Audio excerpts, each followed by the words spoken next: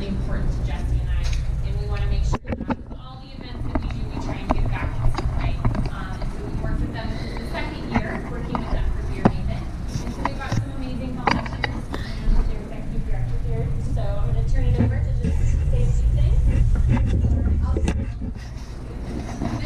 So we did this last year at Aleworks. How many of you were there last year at Aleworks? Yeah. I had to shout so loud. This is so nice. So thank you all so much for being here. Can I get a show of hands? How many people have heard of David? Great. And now keep them up if you know what we do. And keep them up if you want to explain to the rest of the group what we do.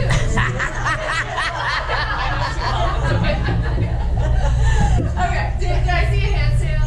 Okay, all right. Well, so Haven is a nonprofit serving survivors of domestic violence.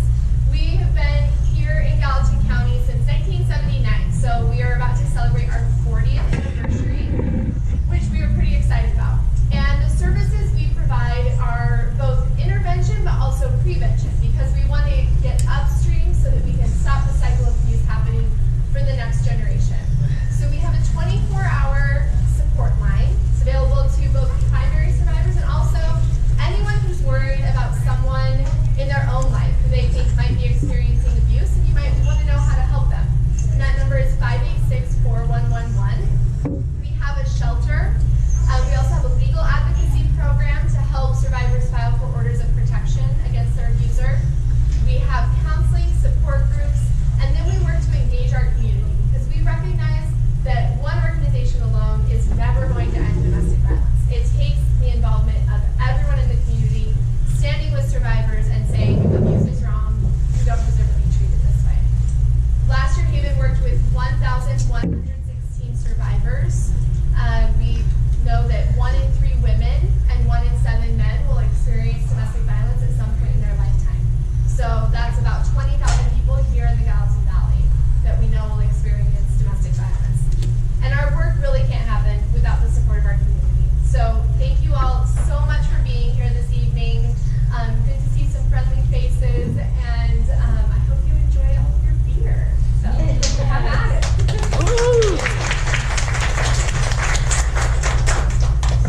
Feel free, they've got some handouts and bracelets and all sorts of goodies over there, so feel free to go over and chat with those ladies at any point during the evening as well.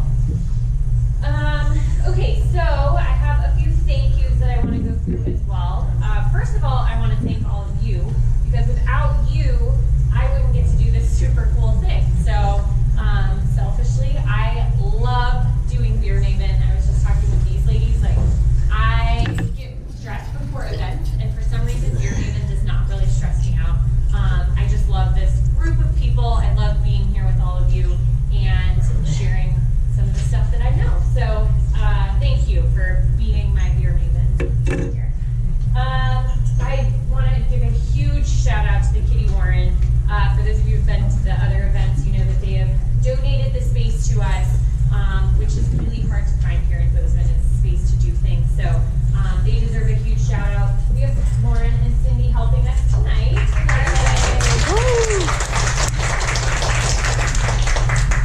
The head chef from El Camino, his name is Ian. He is working furiously upstairs to prepare our things for us this evening. So if he gets a chance to make it down, we'll let him chat a little bit. But he has been crafting a really wonderful menu for us. And the management team here at Kitty Warren has been so supportive. So we're just so grateful for that. I also want to thank, we worked for this event, we worked with George's Distributing, and got almost all of the beers for tonight through them, which is wonderful. Some of their folks like sat down and met with me multiple times to plan the beers, so really grateful for their time. I need to thank my business partner in crime, Jessie, who just helps me in every way possible, even when I'm having meltdowns. So she deserves a huge shout out, as well as our intern, Kelsey, who is incredible and just helping in every way. So we can give them a big round of applause.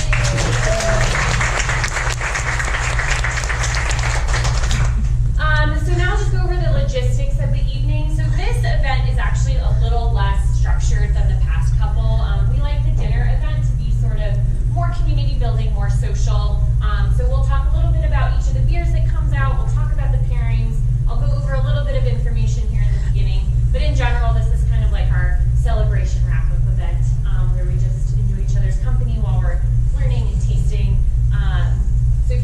restroom, it's back there in the corner, in that little archway there, labeled restroom. And then we'll have courses coming out. We've got 5 courses this evening, or 5 pairings.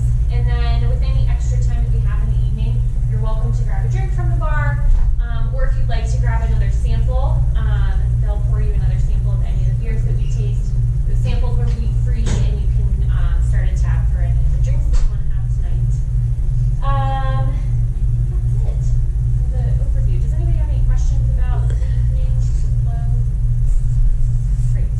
Okay, so beer pairing is something that I think I mentioned before, for those of you who know most of the faces in here actually, but so I took this Cicerone exam, which is kind of the beer version of a sommelier, and I left the pairing portion of the test like the last thing to study for. Like literally I'm on the plane to Seattle like, oh my gosh, I need to study for this.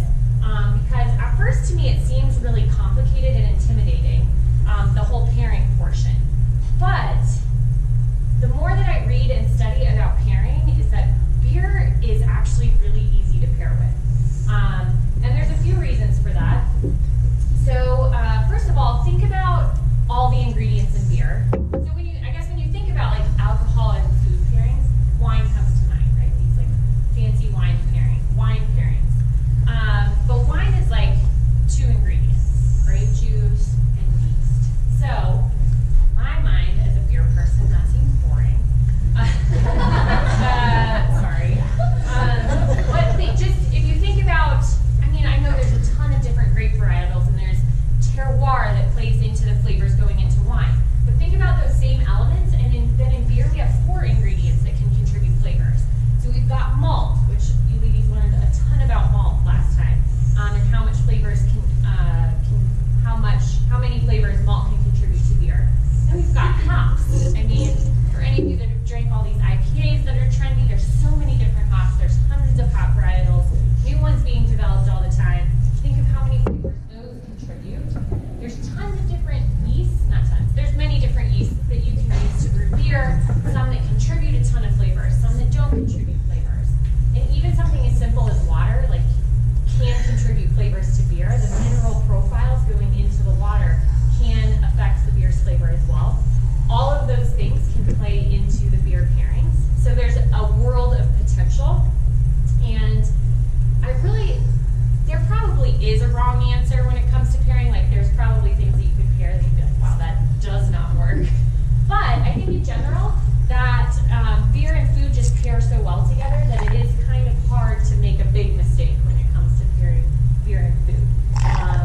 Also, I think the principle behind anything when it comes to beer is if you like it, go for it.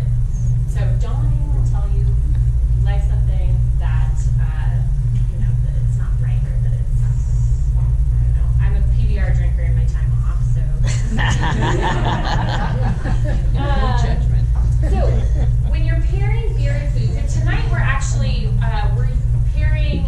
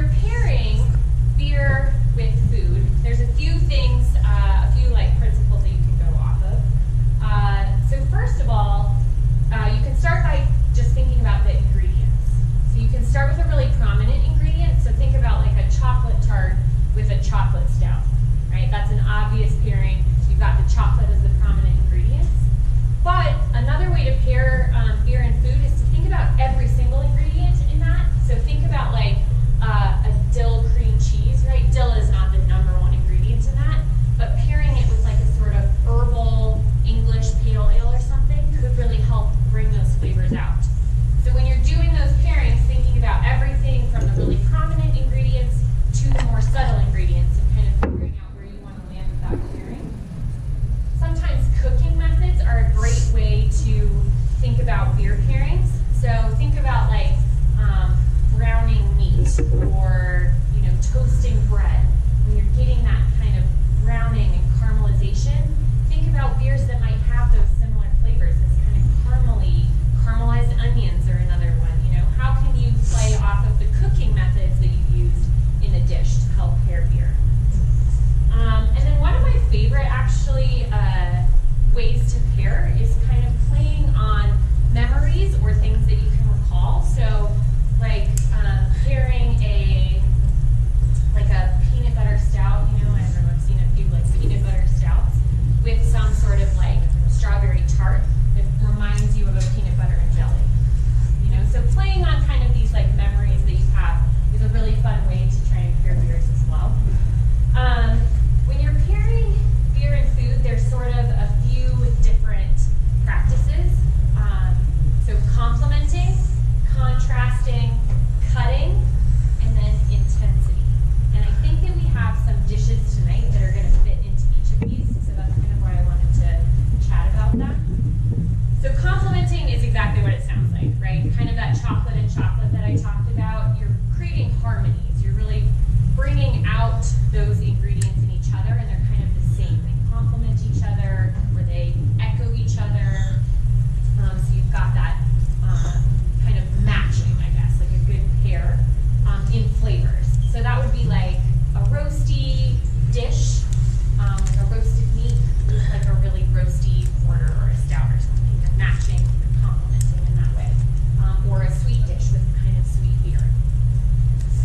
Contrasting is a little bit trickier because those are when you're trying to contrast, those can either be magical or those are the ones where you're like, oh, I'm not going to do that again. One of the most interesting contrasting pairings to me that works, because I've tried it, is carrot cake and IPA. That's definitely something I know. Like the first time I was like, ugh. And when you have those two things together, you're like, there's something about that works. They contrast. You've got bitterness, maybe a little bit of sweet in the IPA, and then you've got that like creamy. You've got some, vegetable, like vegetal. You've got sweet, and somehow they work together.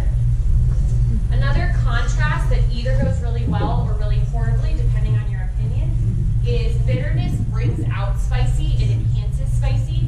So if you really enjoy spicy food, an IPA and like some sort of spicy Mexican dish are a great pairing.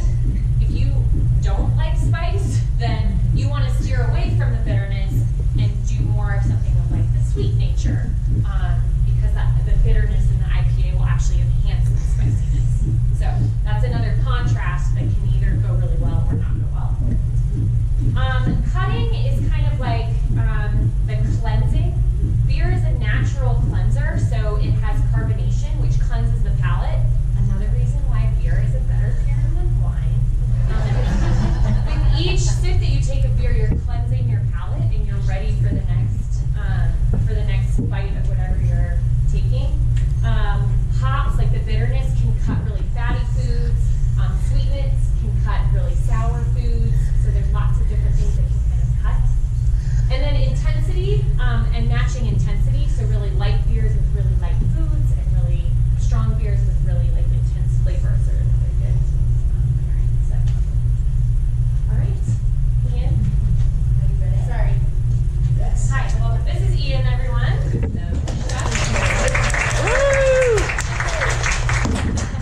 Awesome. You ready? Yeah, I think we're ready for the first one. So these ladies will start pouring our beers for us. I'll grab some. Perfect. Yay. Okay, so it's time to eat and drink. So the first beer that we're going to taste, can I start with it? Some of you may have tried it. I see this in World Market. Oh. Tremens. Delirium Tremens. Yep. This brewery actually does a version of this beer brewed entirely by women called Deliria, and George's was really working their little tushes off to get us that beer in time, and they just couldn't. So it's not even in the country yet. We were going to be like the first people to try it. And the gentleman from George's called me yesterday. He's like, I'm so sorry. So, but this is very similar to Deliria.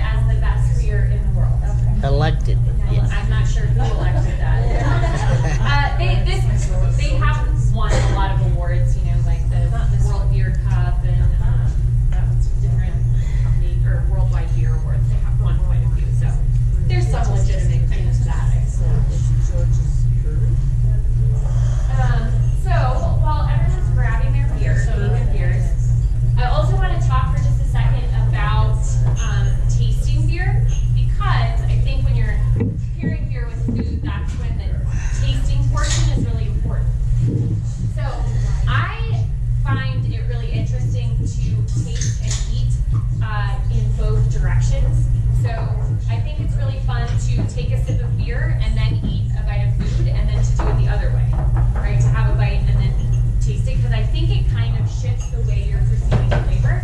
I don't have a personal preference or recommendation for which one you do first. And I know that I've talked to my other beer maven events about how I try to like put all my smells out before I taste it, because I find once I start drinking the beer, I am not as perceptive to aromas. So I really try and get as much as I can out of the aroma of the beer before I dive in and start sipping it. So definitely give it a little swirl in the glass. That'll agitate the carbon dioxide and help get some of those aromas out. You can also like cover the glass, swirl it, and then stick your schnoz in there. My old German nose is really good at just getting right in the glass. So that's a way to kind of track the aroma and then get everything with it all at one time. I would say smelling your beer, then tasting it, Smells and good. kind of having a little bit of beer, a little bit of food, and then the other way around. Feel free to chat with your neighbors, share your thoughts.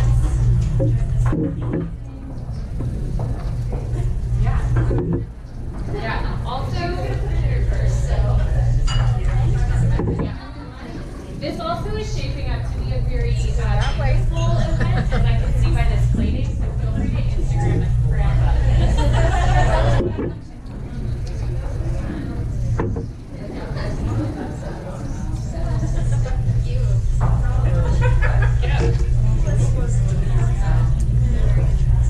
I can see it. A little bit of lemon was surprising in a nice way.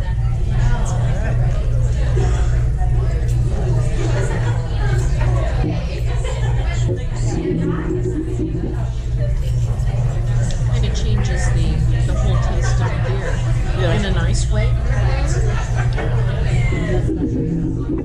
Think about pairing beer with veggies, you know, like that. Yeah. And it's really good. And It definitely is meat and cheeses and all that stuff. yeah. Veggies. And I do like, I've always liked the hoppy beer with the Mexican or the spicy food, you know. I Yeah. thought this is very good together, but Yeah, it is. or like Thai food, something sort of spicy. I've always liked. Really? Spicy? Well,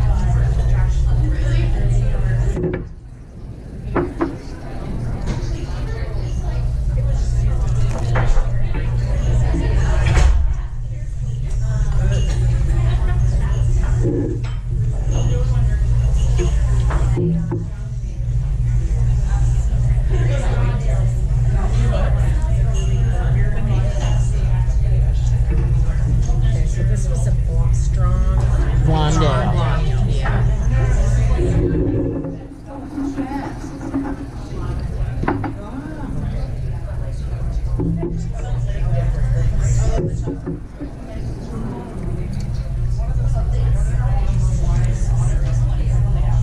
It was good.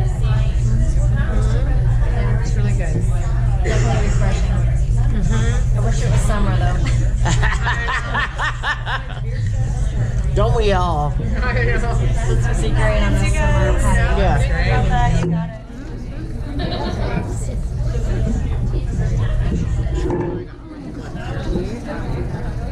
I did the same thing.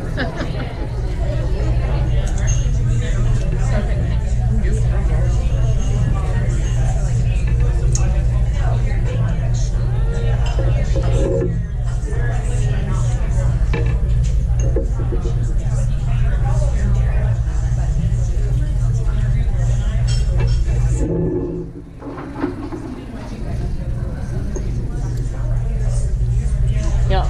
See, with cucumber, because it's so strong in flavor, Yeah. it would really overtake it.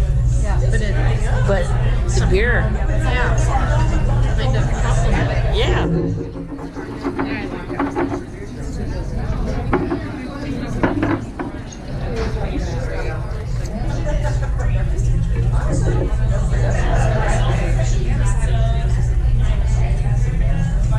I like it.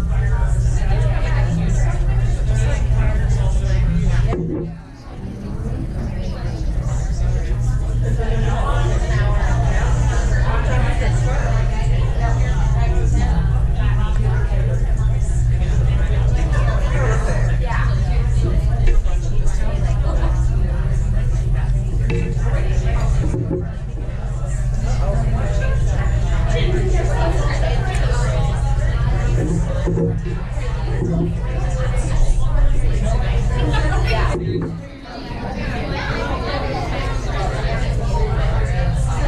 did you go to all the other ones?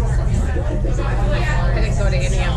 I just thought his, my nephew's girlfriend is a brewer at part-time brewer, part-time server. And so she bought me just this one. But yeah, I thought it was really neat. Yeah, I made the first one. The second.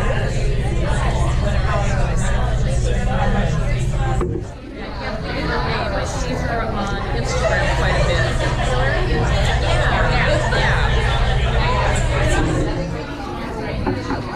Yeah, she hurt her back, and so she couldn't come. I mean, she said she doesn't even really know what she did, but she was in a lot of pain. Okay.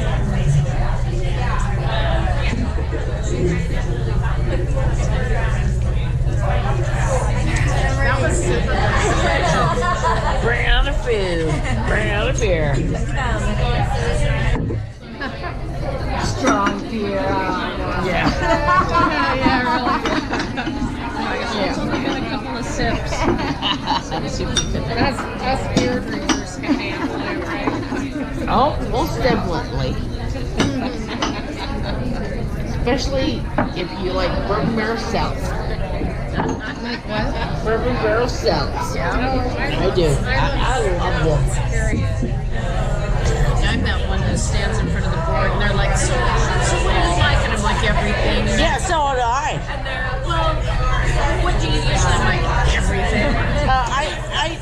I normally tend to IPAs and stouts, but bourbon barrel stouts have it all.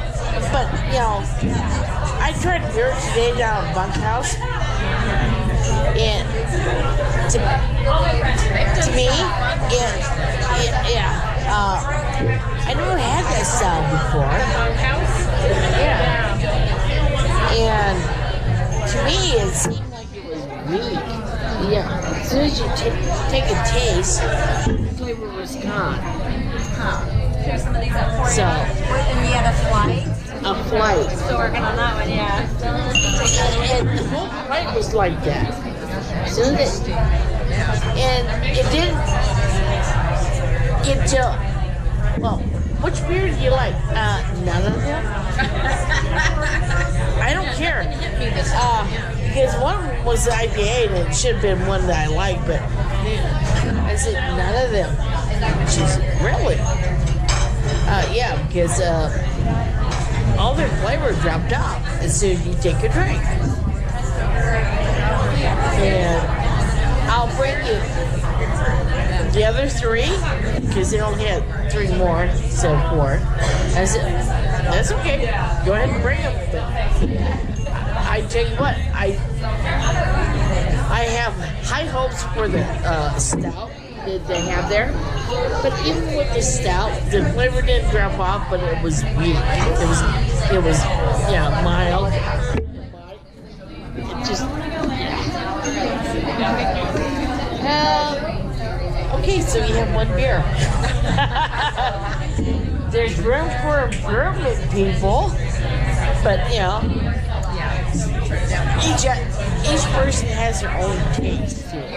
Yeah. That's very true. So.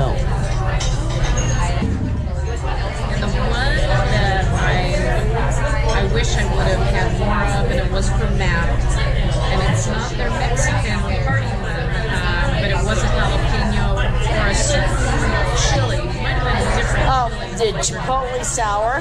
Might have been that one. Beautiful afterburn. It was one of those that just was, man, I dreamt of. It was maybe late summer. Yes, it was. It was the habanero. Yeah. But no, you're right. this one that I tasted today, no burn, no nothing. I'm going, what the? Yeah. I don't want to hint. I want it to sneak up on me. Yeah. I don't want it to hit me in the face, but I also don't want to nudge. I just want.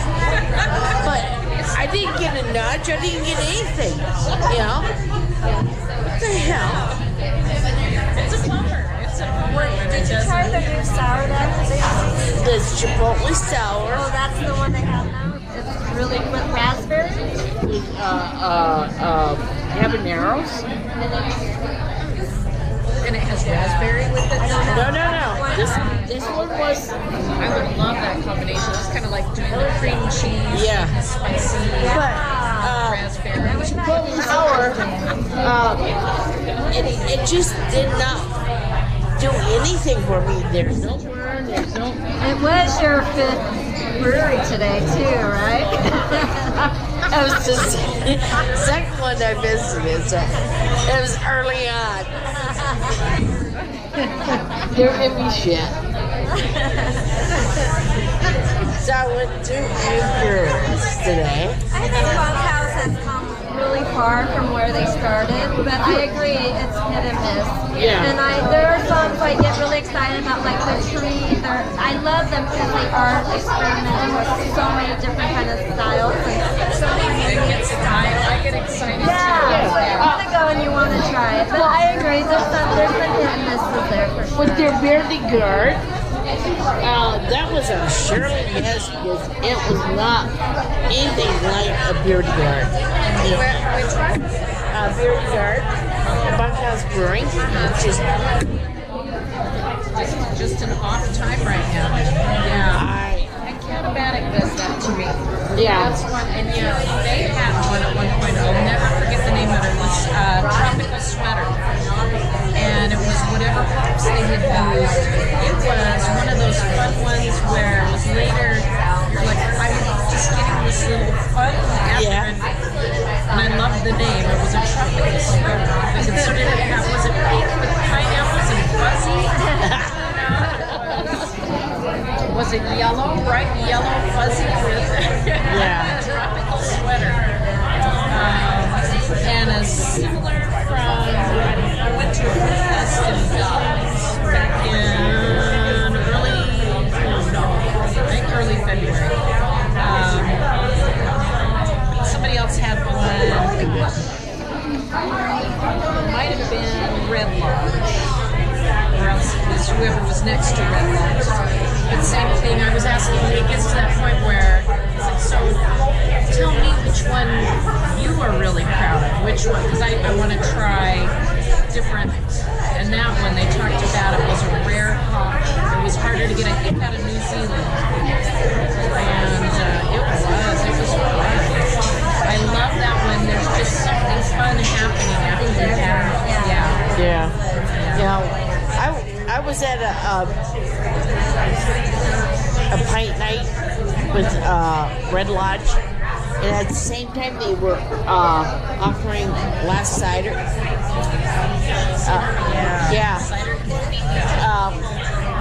They're both same company, same people, but different companies, and oh my gosh, it was good. Yeah. Have you guys been to Valhalla? No. So where? The Meadery of Valhalla. I've tried to come Where is that at? So that is on the way, Rouse, it's on the way toward the end. So do you know where, is it Coast Town Coffee? Have you been in that direction? Past the gas station, it's one of the newer complex of buildings. Valhalla, so the whole Viking thing, the whole fun. And it's neat, so basically a wine made from honey. Oh, really? So a little sweeter, a little different, but it's fun. And these guys, I get a kick out of them. They've done a great job of getting to know everybody who walks through the door. I'm so impressed. They really are making a point. The food is fantastic. I was just going to say, at least eat something there. Very, very happily surprised at. But worth checking out. I tried a few times, they were closed. I went yesterday and I'm like, where's But now that I've heard someone has actually been there, And I followed him on Instagram, so it was really funny. I walked in and I'm like, I've been watching you guys get ready. They have a bar that's a piece of live wood. Watched him do all this stuff, and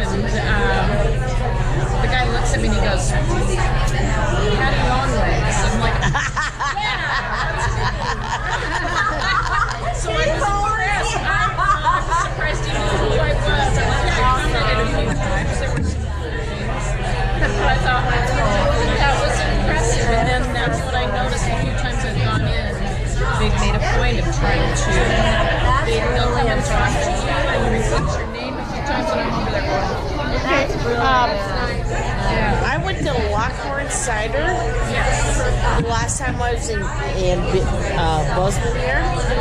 And I tell you what, there was about 3 there that were drinkable, as far as I was concerned. Yes, same thing.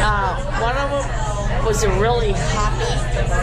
It almost reminded me somewhat of a beer, so it's less sweeter. Yeah. Oh. The Red Englishman might be the one. That was one I really liked. Yeah. And then there's a bone dry one that's a little more champagne-y, a little more cleaner in that sense. Okay. That's fun. Different. I like the ginger, Yeah. That's pretty the hoppy one, and I don't know that one that you said the bone dry. That could have been it. I like that one. Yeah, but the rest of them I thought were way too sweet. Way too sweet. Yeah. So, yeah, the Red Englishman is, I think, closer to a beer for me. It kind of has a little more dirty. Yeah. Not as sweet, But don't they add hops to that? The one that they had one that they were adding hops to. Yeah, the hoppy one. It's called a hoppy. Okay. Hoppy. Yeah. Yeah.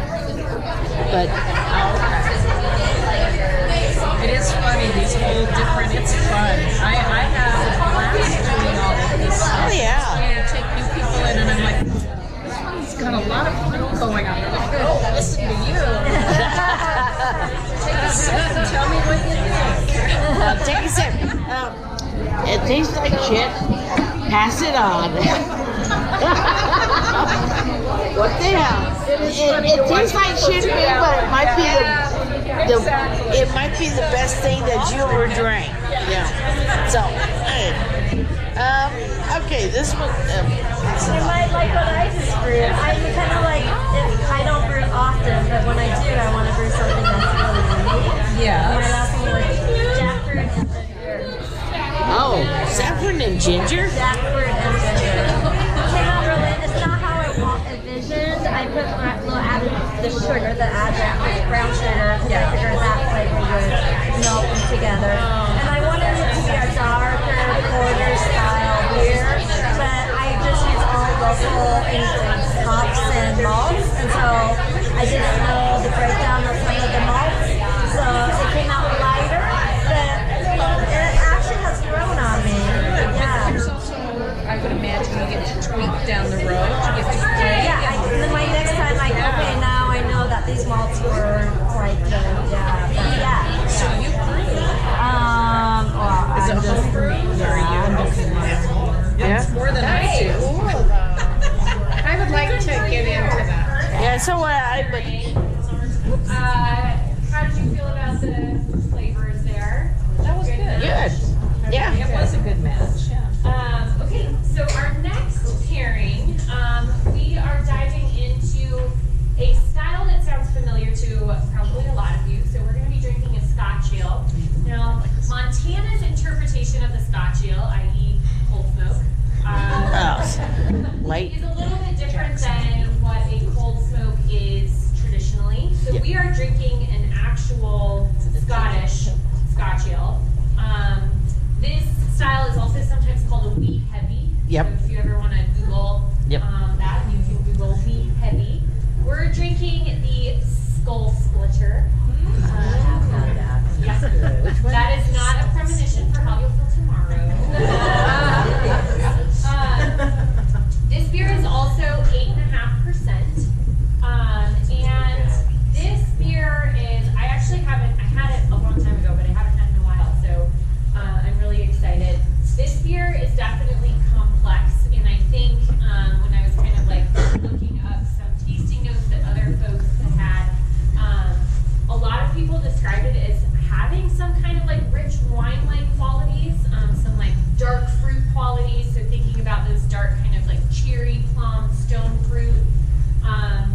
It is 8.5%, but I think the difference here, so it's the same percentage as the beer we just drank, but like, do you agree that that did not feel like 8.5%? Yeah. Yeah. Crisp, kind of fruity. This one, I think, is going to feel a little more like 8.5%. It's kind of warming. It's got the, it's darker in color richer. It's got some kind of like spicy notes. You might even feel like a little warmth on the way down, the same way you feel after like a shot of whiskey or something. Yeah. Kind of like warming. Depends. Do I they add think your that, flavor?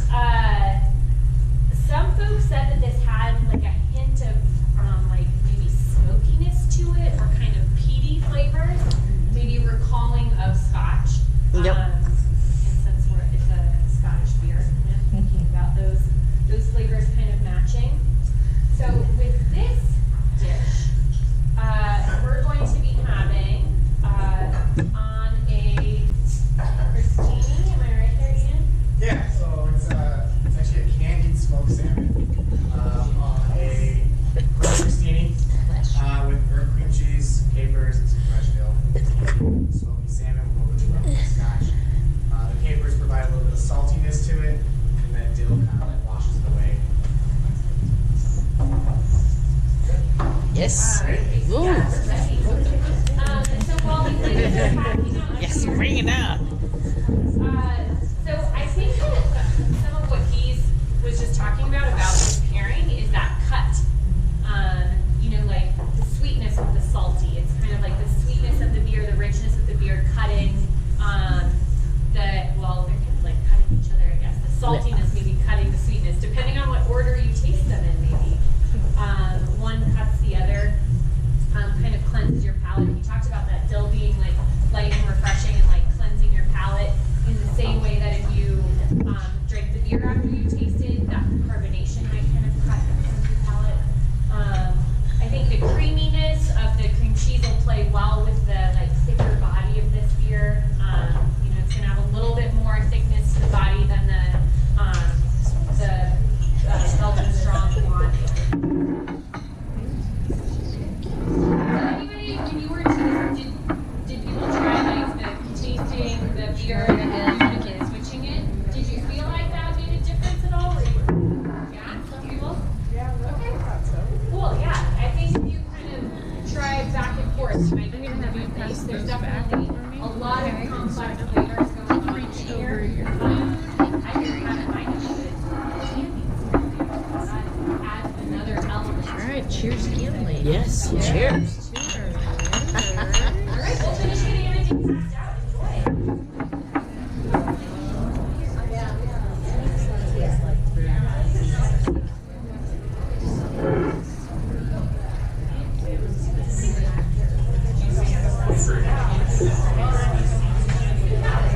Oh yeah, she did the same thing earlier. I'm like, I should have done that. Yeah.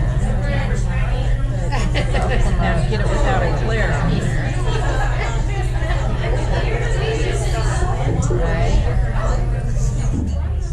I have to send Hillary a picture of everything so she's missing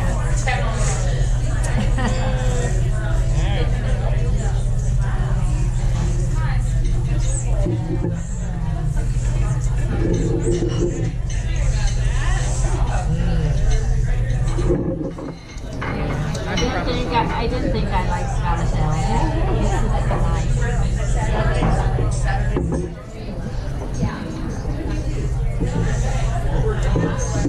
Oh yeah.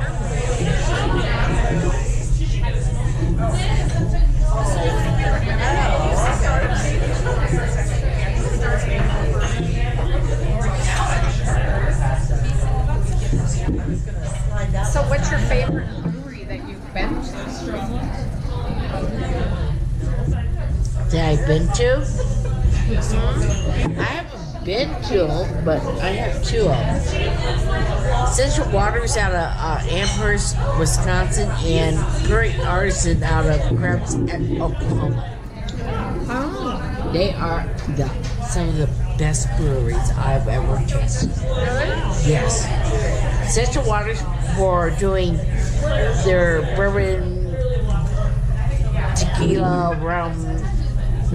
They do a lot of things in barrels. And I tell you what, they are incredible. And Krebs, the Great Artisan, they make all sorts of beer. Wild ales, you know, sours, turns. You name it, they have it. Yeah, they are just phenomenal. But That's yours. that's my two favorite breweries. True, they're breweries that I have not been to. But you've had their beer. I had their beer. It really changes the depth of what you're drinking after. And I did just straight dill and then a sip. Very interesting. When you do the more of the salty the caper, it's, yeah. It changes again. Look. Very tasty. Yeah. Yeah. And I never really thought, you know, I mean, I've drank Scotch ale before. It doesn't even really taste like beer to me, right? Yeah. You know? It's like, I think in my mind, my first experience of having a Scotch ale was very peaty. Yeah. And I'm not a very peaty, centric flavor person. So that kind of turned me off to Scottish ale. The last few ones I've had have been very mild in that peaty smokiness. And I've been you like it better. Yeah. this is really well balanced. It all depends on what kind of Scotch ale you get, you know. You can get Scotch ales that are, or rehabbings that are really strong in peatiness and whatnot and flavor. Probably 10% or higher. But To me, it's like you get to the peaty and the really strong bourbon flavor in beer. To me, just might as well have a whiskey. Or, you know what I'm saying? Why? Yeah.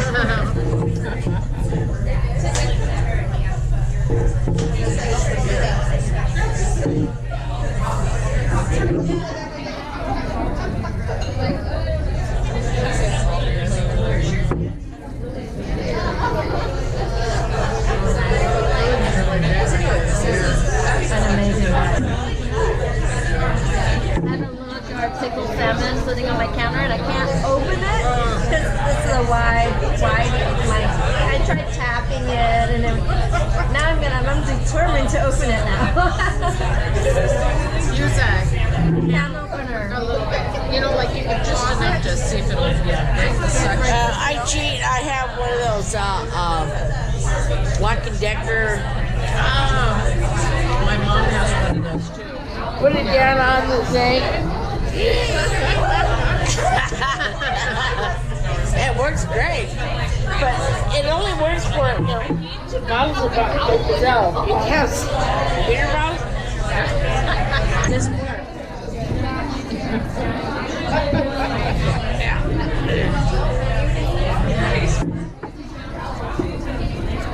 So have you been to all the breweries in town? Have you been to? I haven't been to Nordic. So when you talked about weak beers, that's how Nordic hits me. Nordic is another brewery that I have not tried yet. Now, I know they have a couple of new ones right now. That was just kind of my thing. Yeah. I like the space, and they're because they have a full bar. They're more restaurant. Right. But yeah, I really wanted to, but that was my experience too. It was like, well, it's good. I had one beer. I had one beer from there. The guy brought it in, and it didn't do anything for me. Yeah. When we start getting picky about things, I love the beer engine that they have at Ozark. Okay. That one, they've had some great, really fun things on there. Whatever different things. It's just kind of fun. But that comes out room temperature. I don't know if it's just the process of how it gets pushed through. Beer that I would wish they put on it would be their stout. And this one was aged in bourbon barrels. It was brewed with Pairings spirits in Butte called Never Sweat. Oh my God, that beer. Oh my gosh. Oh, this is what it tastes like.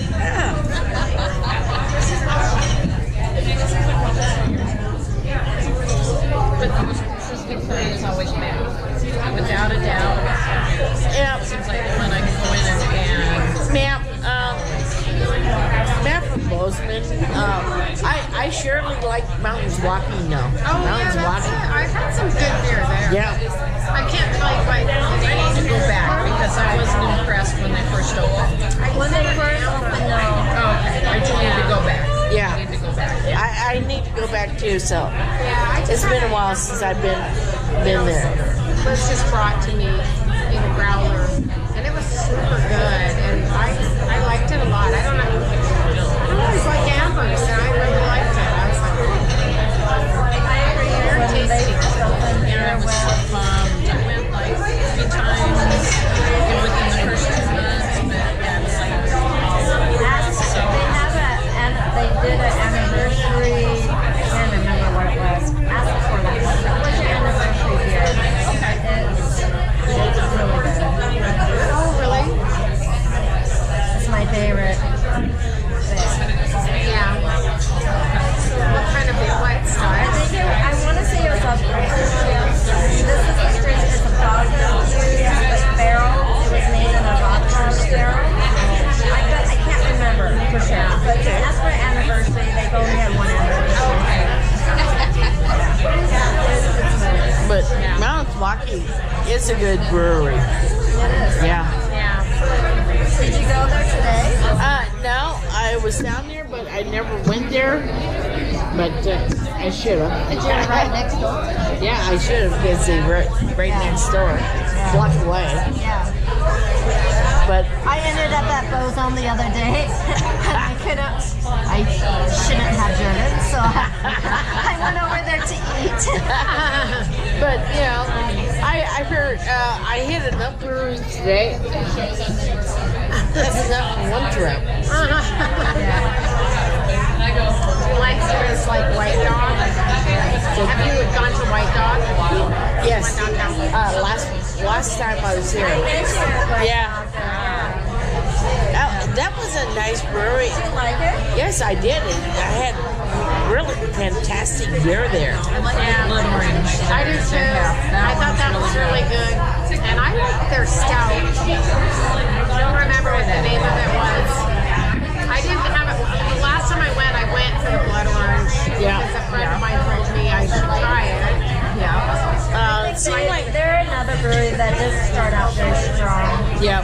That has, But That's gone. you know, where we opens it had some good beer, but you think, oh my gosh, really? you open a brewery with this shit? And every time, they get better and better and better and better. And So what do you ladies think of 406? that one, it was a good I always brewery. want them to be good. Every time I walk in, It was a good brewery 2 years ago, but now they're about the same, you know, but they're not popping up the charts for me, I haven't been there for a couple of years. you know. So, which, you know, obviously, I mean, I must not be impressed. yeah, they. I mean, I like the people that. Yes, exactly. I like that. Exactly. And every time I go in, I'm always hoping, and then I'm like, But it's not bad. It just doesn't impress me. I've had a couple beers there that I like. Yeah. You know, just at different times. Yeah. But, today I was told, I went in and ordered my flight and I said, hey, can I have some spaceship? Oh, sorry. Our kids. They used to be open Monday through Saturday. So, do any of you gals use Pint Pass? I have it downloaded, but I never used it. I use it all the time. use what? I Insights has. So here I've got it up, and it'll pull up the different locations that are nearby. Yeah. When you travel now, because it's national. Yeah. But they're Bozeman based, which I'm like, that's for you guys, yeah. So here's I tried to use it and it was down that day. That's why. And I They never, went through a and then, big change, and then so I they never may used have- it again. Is that the new one that just? It's been out for a couple of years. Okay. I've probably been with them maybe 3 years. Well, no, that's not the one I was thinking of. The one I was thinking of is. But here's the fun thing. So it'll pull up. So the different breweries, if they've done all their things, you can come on over and here are the beers that they usually have. And they'll tell you a little something about them. They're not quite as, they used to have more description underneath, but kind of their basics. So when you go in, you check in, and just because I'm not in a brewery right now, I won't do this. So I currently have $18 that is mine to spend at any of the breweries. When you go in, they ask you to take basically a little general survey. So what style of beer do you generally now? Today I feel like to hear if anybody has stout.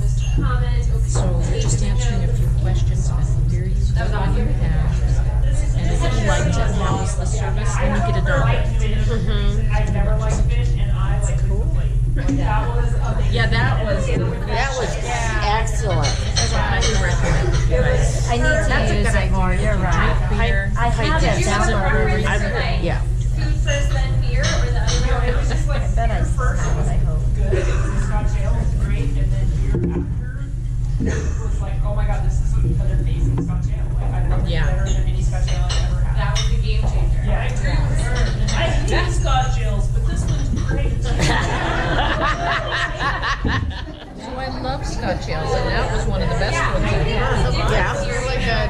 With this traditional, it's like more traditional style, it's like sweeter, it's a little more caramelly. In general, actually, Yeah, that's it. an American style of a European beer is just going to be more bitter and hoppy. Like that's kind of the American twist on things. So when you're having a Scotch ale from Scotland, you can expect it to be a little less bitter, a little less hoppy, more focused on the malts. And we've got a lot of those really caramelly notes. That sweetness was great with the salty little capers, the little caper bites and all that really worked well. And even the salmon toast on the was crostini, salty. remember how I was talking about the cooking methods and think about the cooking methods? So same thing there, we've got those like caramel malts in there that have those same exact toasty flavors that we're getting on that toast. So that was definitely That was fun. Yeah. Yes, first we learned it. That's a great question. World market. And, yeah, I don't know. I mean, World Market is definitely a go-to for a lot of those bottled imports like that. I interject. Yeah. I work at World Market, and if you want a beer, we can always order something for you. So, yeah, in larger quantities. Go to work tomorrow. Yeah. Yeah, exactly. Put in the order. Okay, these are all Rose hours. Oh yeah, they have a good. Where did they get? So our next beer is actually one that I have not ever tried, and I'm really excited. We're diving into sour beer territory here. Oh yes. That might be a yay for some of you, and Yes. some of you might be a little hesitant. Yeah. It's me right back here. Yeah. Exactly. This is a sour pale ale. Oh, my mouth's running right now. What's really cool about this beer is that it's aged for 18 to 24 months, depending on like the brewer continues to taste it until it's what they want. And they age it in giant oak barrels called foeders, which were traditionally used for wine, but are used in beer now. A lot of breweries are kind of experimenting with it. And foeders are really cool because in a smaller barrel, so what that does is it allows oxygen to come in slowly, right?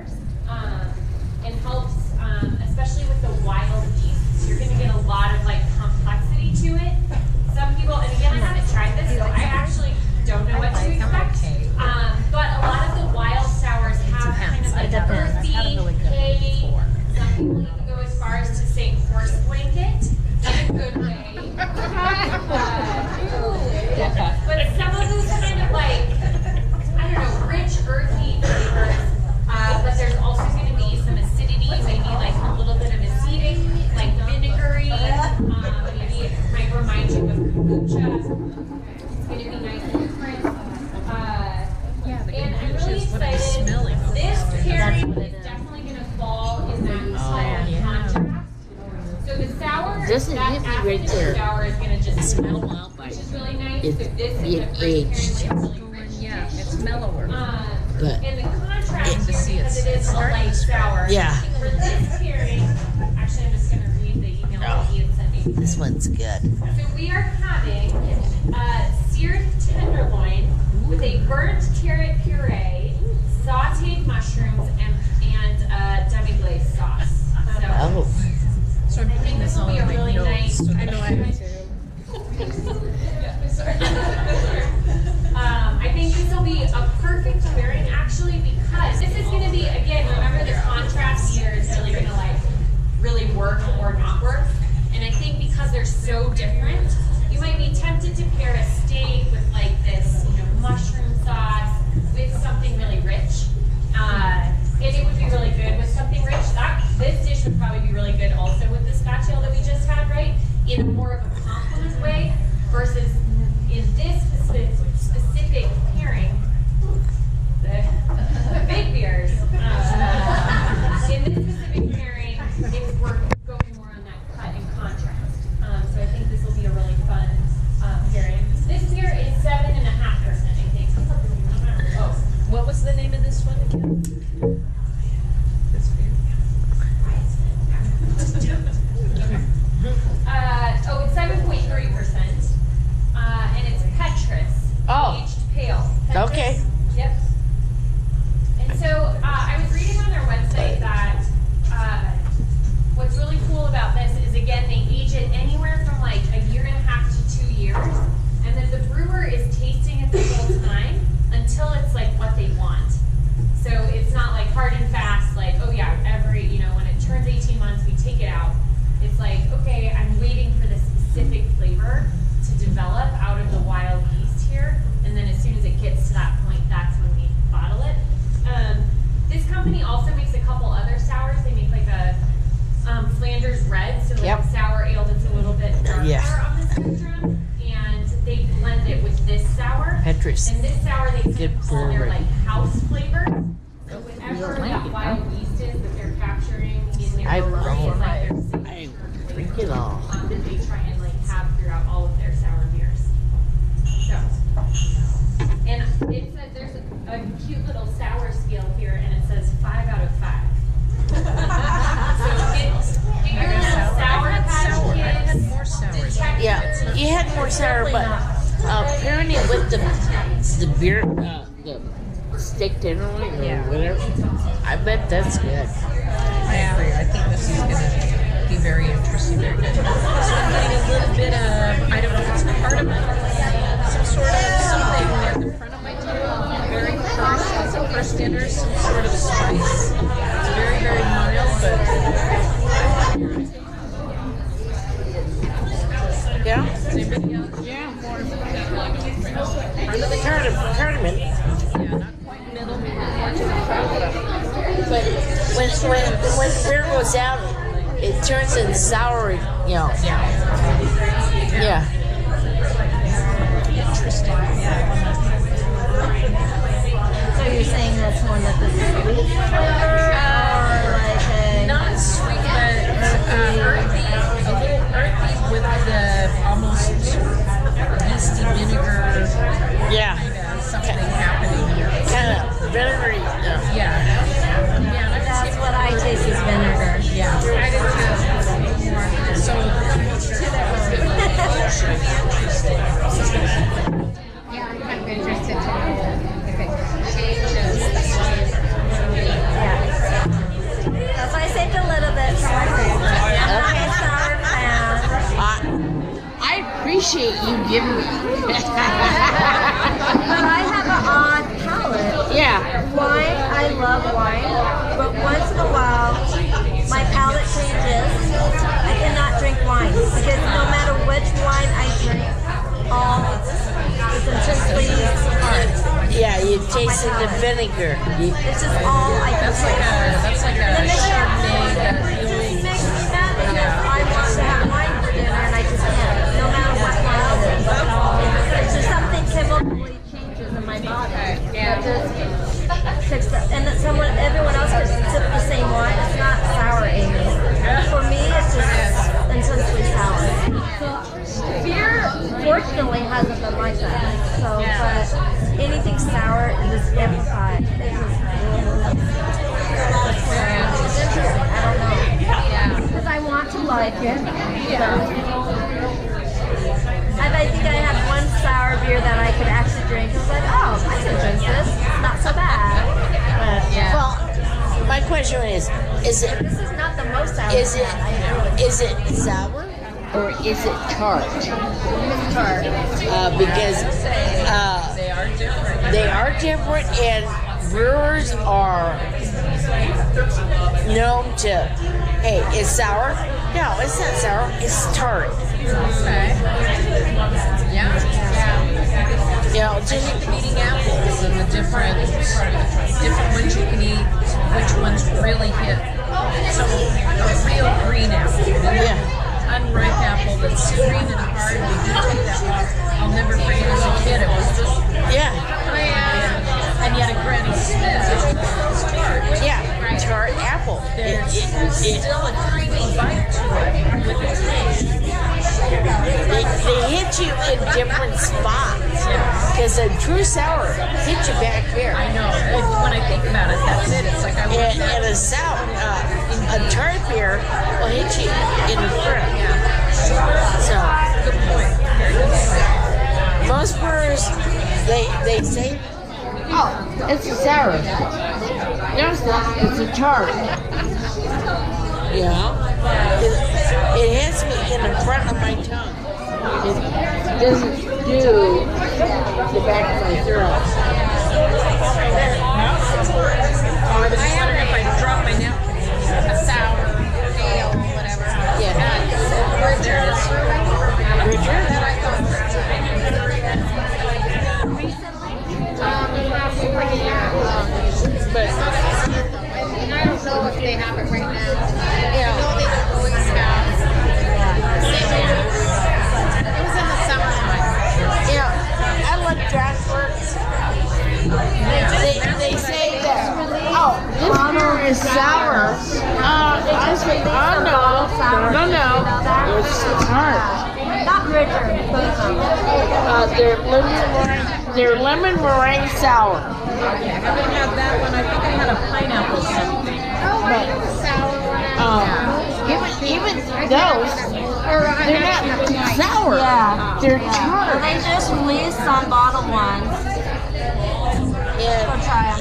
I don't. There's only one out of Evidently, the three that brewers I need to tasted, but I mean, it was school nice, on but just couldn't tart mix and it. sour. It's very too sour. That's a great point.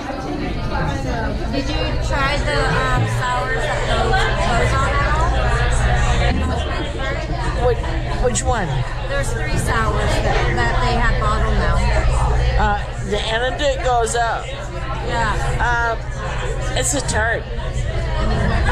It's a tart. Eat beers that come from Bozeman. They're all tart. They're not sours. So how does a brewer describe the difference? Well, I don't know how they describe it, but for me, a sour hits me right back here. Oh, and you just salivate.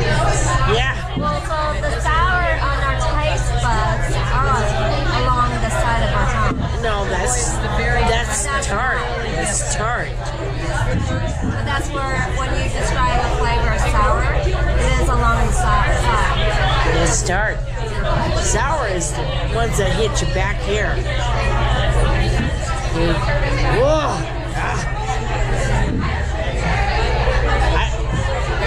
You put any beer up there, and I'll tell you whether it's tart or sour, depending on my taste.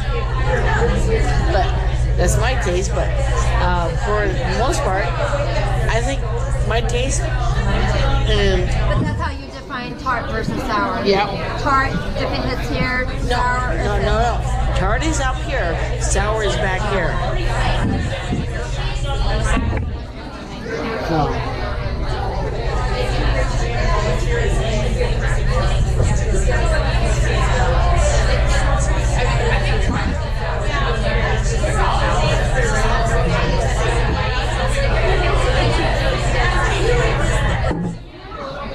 What they have to do, well, We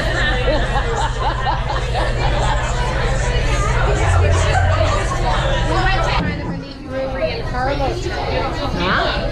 Carloton, Montana has a neat brewery. I'm on Instagram, but I haven't been yet. What is it called? Just Holliston Brewery? It's called Galleys. Galleys? Have you been to the new one on Crooked?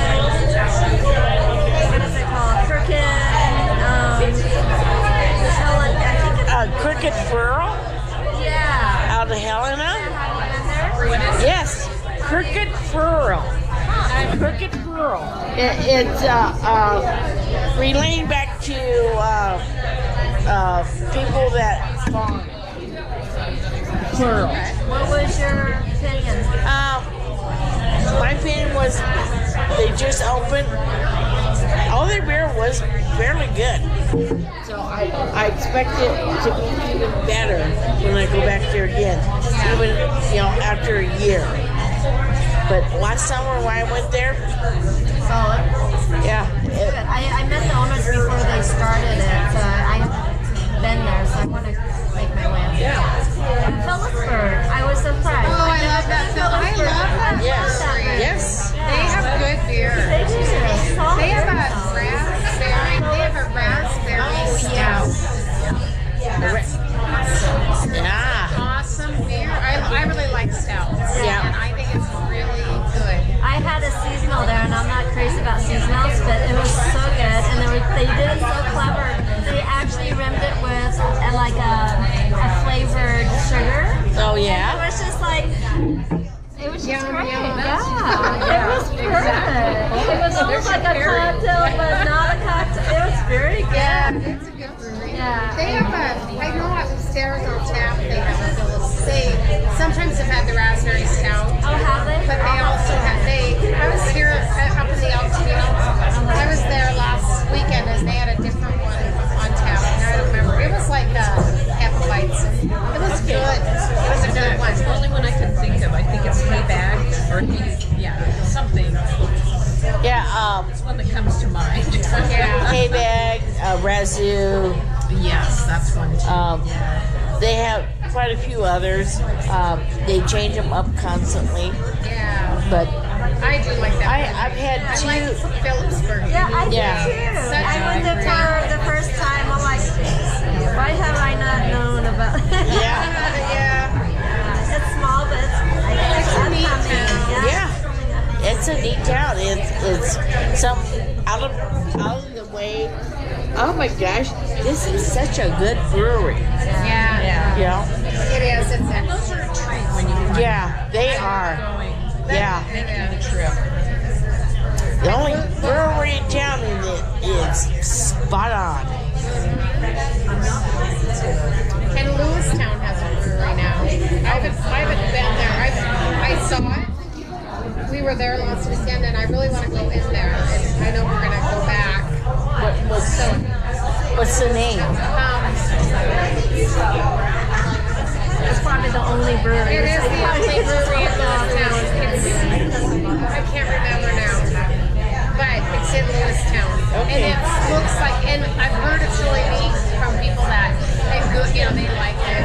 They said there was I think they have a blood orange also, and so a few friends that live there have said they like it a lot. Yeah, but I haven't had a beer there because we were doing this quick trip and we had to drive back, and it was like, Yeah. we better not do this.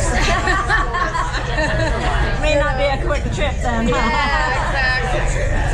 But it's neat that all these little towns are big. Yes.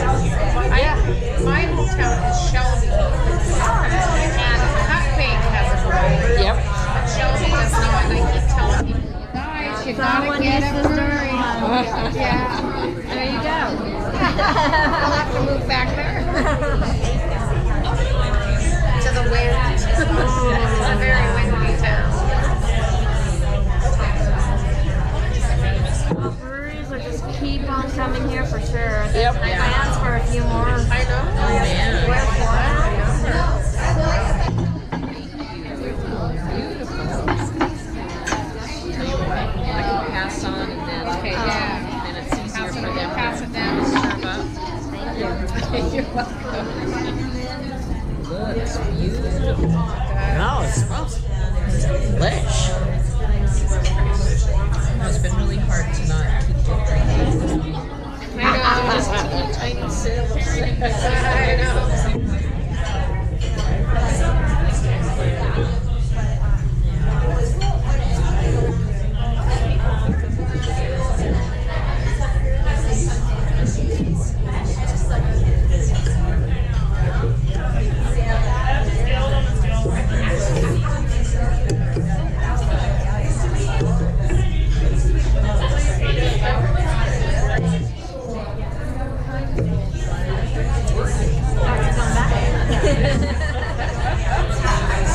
It's cold.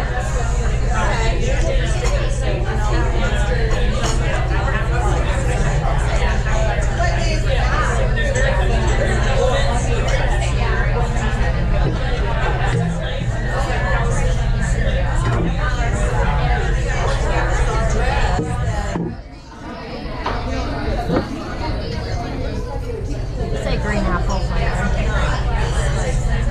Did you take the bite of your food? Not yet. Oh, okay. I just wondered if it changed. I'm expecting it to. Yeah.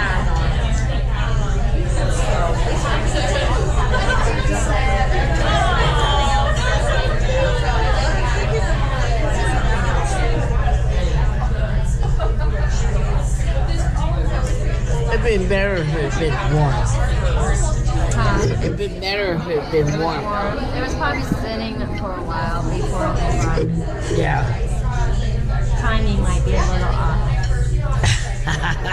A little off. A lot off.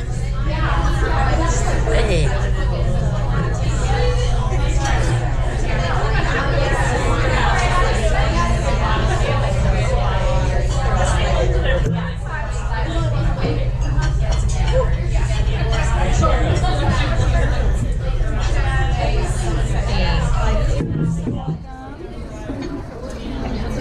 I kind of forgot.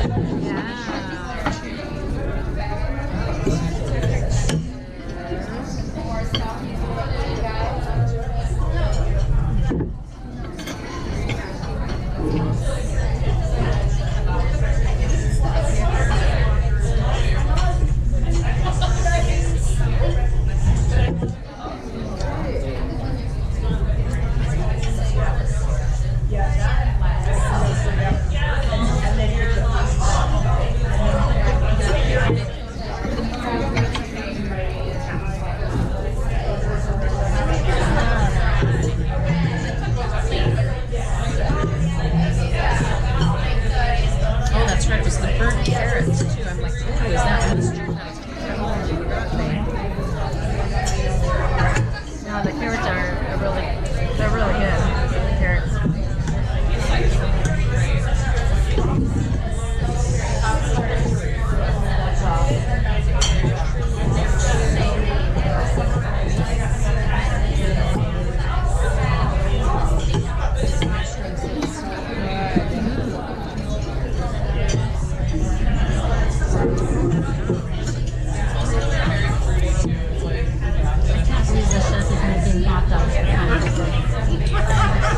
Can't believe what? It was funny. Thinking what?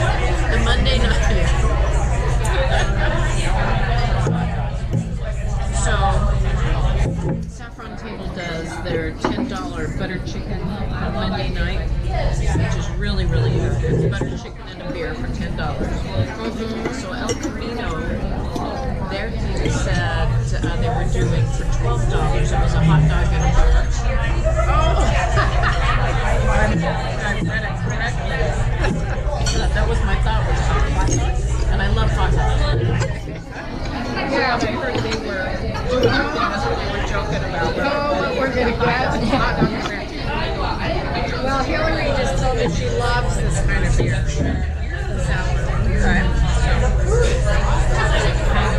Yeah, that changes it just a little, but not a whole lot. Not much. Yeah, I'm still Compared getting that to the vinegar. other Yeah. This is just such a strong flavor. Almost a more of a liquor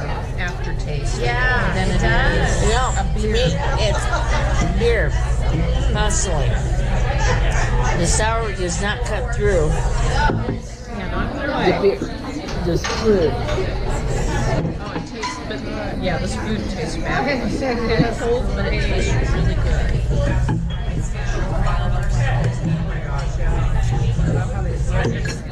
Perfectly done. It's a really good balanced meal. Yeah, a lot of good complex. It's not just a couple of little things. Now, here you go. Here's some meat. Here's some mushrooms. It probably been just good at what you cook at home.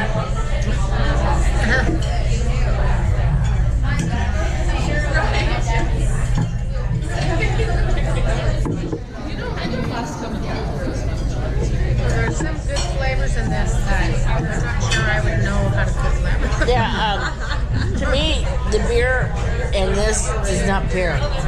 Does not pair.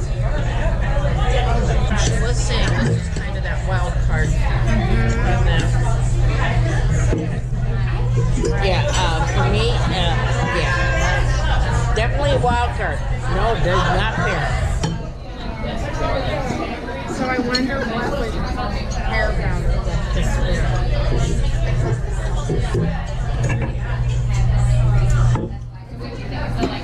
It does have a liquor, at least to me. yeah. It's like a Man, I can't quite I'm not a which one fan it of is, but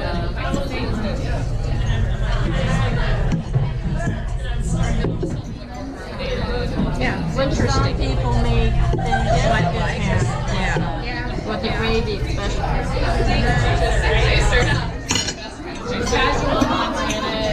Yeah, because it's kind of creamy. Creamy gravy in a way.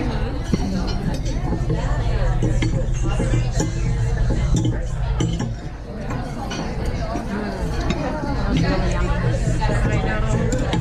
I love the carrot. I think the carrot bounce made it really, really nice. Without the carrots, it would be good. Yeah, that was great. What was with the carrots? What did you do with the carrots? Burnt. It was a burnt carrot puree. So maybe charred, I guess. Yeah. Roasted char and then pureed.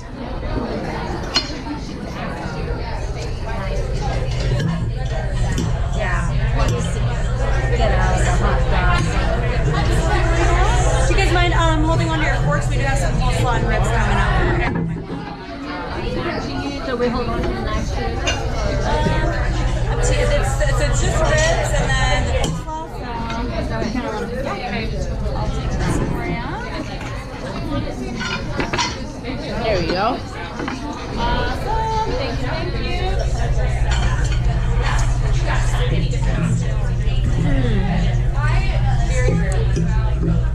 Yeah, that pairing.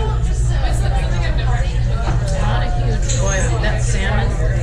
But that salmon was good. pairing so far. But this pairing, sorry, save it. My God. Not by my taste buds. Yeah.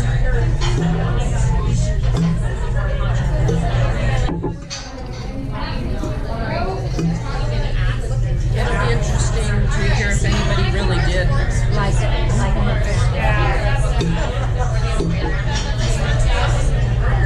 I think that it almost accentuates the alcohol Yeah, flavor. the difference in it, the whole whatever's going on. Yeah.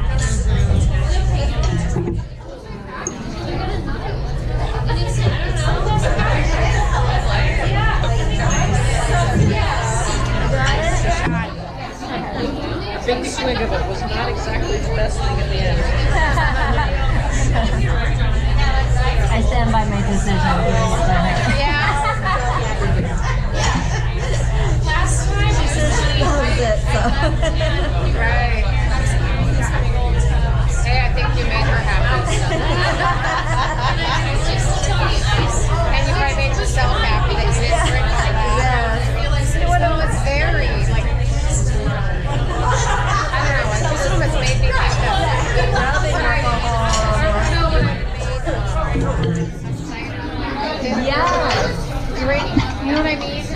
You know, that people are trying to so I tried the drink with cider. Okay. And that's what it reminded me of. Yeah, rubbing alcohol or something. Yeah, that is cool. Yeah. You know?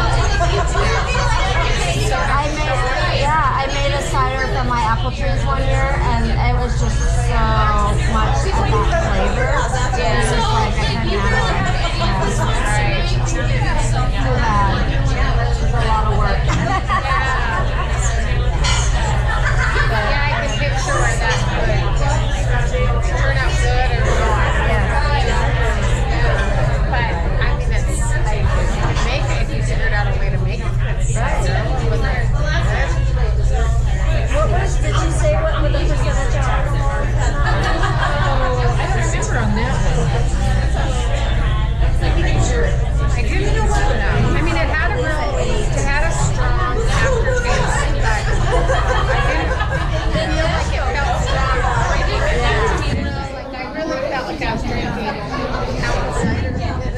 Yeah. The initial flavor I didn't mind, but it was the last bit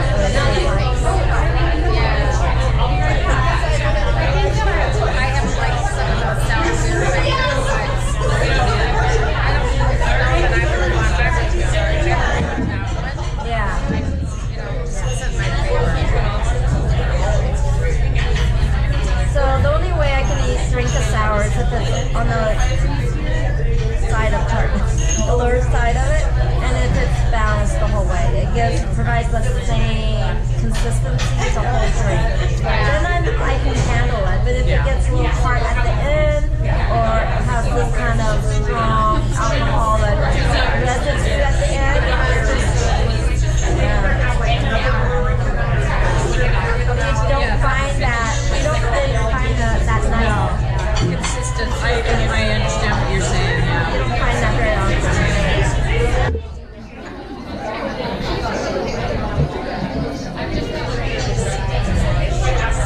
And I think it's because when you follow the taste buds of your tongue, it changes. When you're drinking something, it should change. Right, but everybody's different. Right. Oh, I'm not saying it's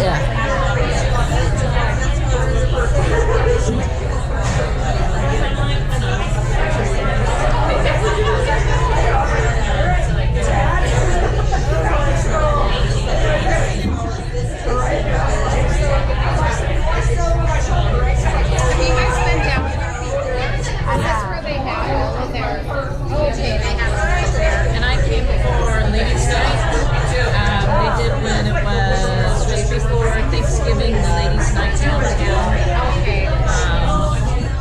They hadn't been open too long, so I tried to get more friends. I'm sending things out to everybody. Oh, okay. So, Kitty Warren is a new club. Yes. Yes. Because I've been down here when it was still El Toro had a room down here for parties. And we had my guys worked in microbiology department. And we had our micro party down here a couple years. So I kind of knew where it was.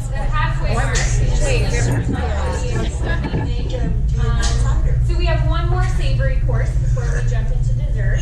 The next beer that we're tasting is one of my local favorites. So for this one, we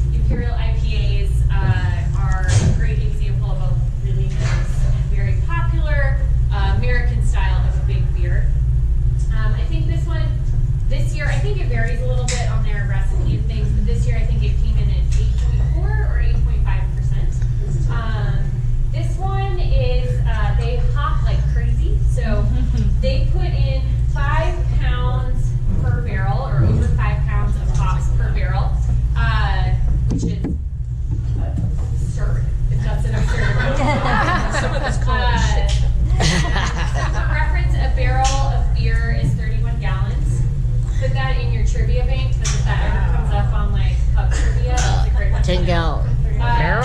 So yeah, 31 gallons. So for every 31 gallons of beer, there's over 5 pounds of hops. Yes.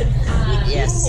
For Every. reference, like a 5-gallon batch of homebrew, because I have a homebrew background, you might need like for an IPA, even like I don't know, 4 or 5 ounces. Like, yeah.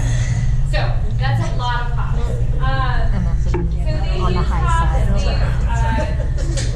Eureka, Mosaic, Citrus, Citra, and Calypso hops, all of which have some kind of tropical qualities. I don't know exactly how they hop their beer, but it should have a lot of hop aroma as well as a high level of bitterness.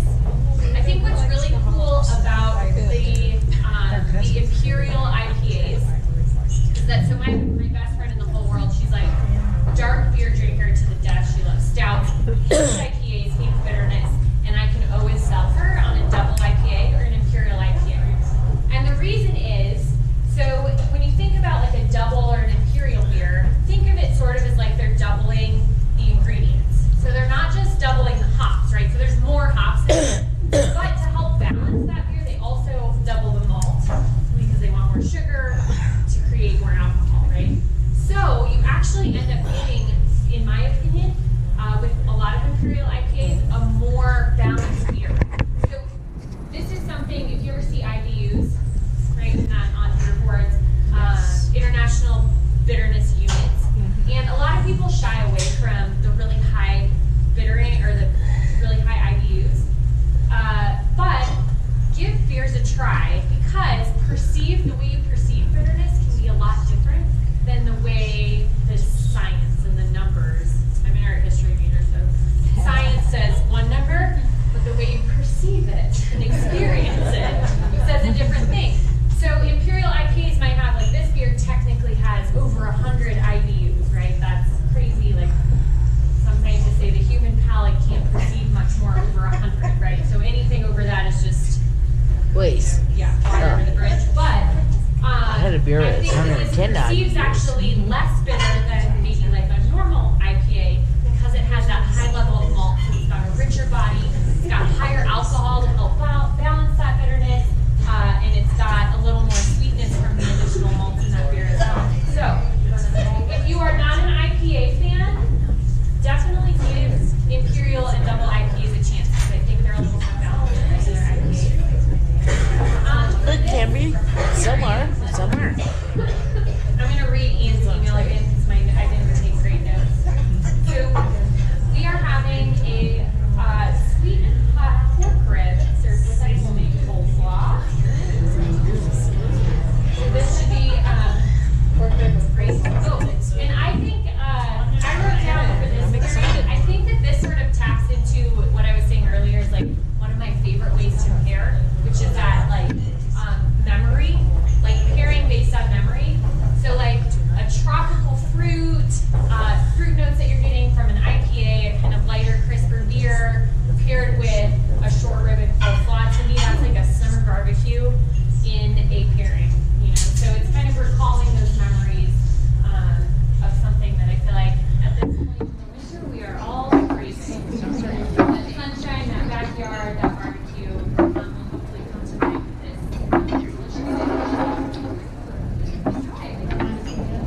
This smells good. It smells. It's an Imperial IPA, but I don't remember the actual name. This is It's mellow. Okay.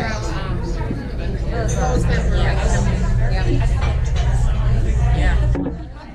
Oh, I yeah. like it. I'm smelling. Hops and sugar. Yeah, I can get it. Citra comes out with this. Yeah. Not too sweet, but sweet enough. So we had some hops. The place I was renting, they did have a trellis that had hops that was growing up. I still remember the end. Went out with the dried. We were rubbing them, and Yeah. I loved it. Very fine, but in that hoppy way. That. You got a pininess out. Yes. Oh. Yeah. Depending on your hops, you know, either pininess or citrus or whatever. Grassy.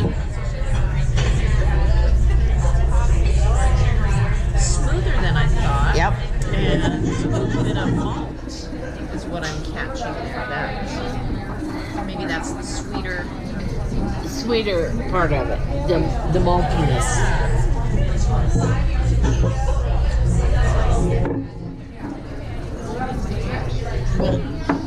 True enough, I get a lot of bitters. And I think I'm just expecting that, so I just Oh, it's like, oh, IPA. Yep, there it is. But it's a sweeter one. It's not Yeah. a kick you in the teeth. here's the alcohol. You're gonna drink it whether you like to or not. But I love beers that hide their alcohol, like Dragon's Milk from Founders. Okay. No, not Founders.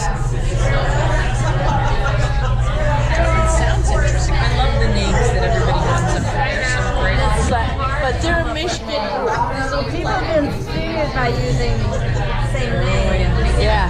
And then there It's are hard to come up with names. And they make a milk chocolate stout. I had one of those. And it's 11%. Okay. But it does not taste like it. Interesting. It, I would like that. yeah, it, The Eastern Europe, it seems like there's something that they use particular that creates that milk, the chocolatey and the milk effect of it, like you're having a milkshake. oh, I think it's an enzyme of some sort that does. I just remember them New explaining. Holland, Yes. out of Michigan. Your way.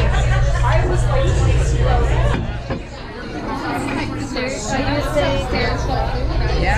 I know the steak was pretty good. Oh, this is warm. Enzyme over an adjunct like oats or a different kind of milk. As I asked about it, and whoever was explaining it at the time, I don't know if it was gluten free, if that's where all of this came in, so my information may be correct. But it was because I was so fascinated by the stupidity effect that it had. So it was like a milkshake. It really was this chocolate milk thing going on. And I'm curious what they use. yeah, which I think is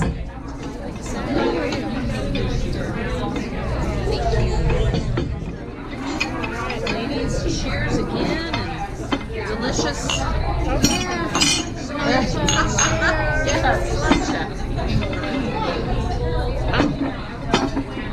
Should have done that with our Scottish ale. Yeah. Oh, this is good.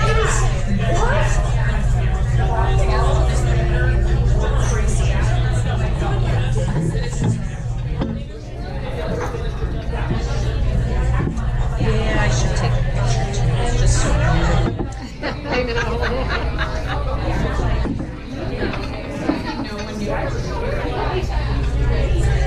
Did you say sweet and sour?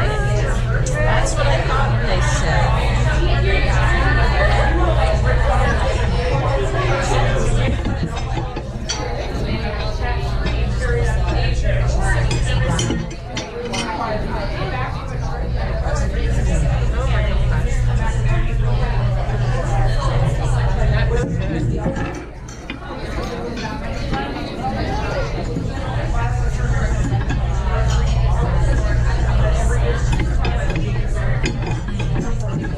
Spicy.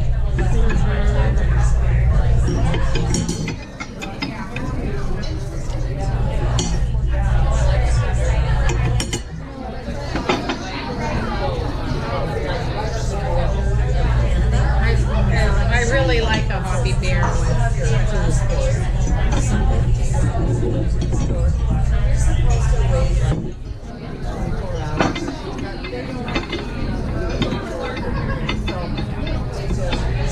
Wow, mellows it out. Not a huge mellow. Yeah. That first sip is definitely.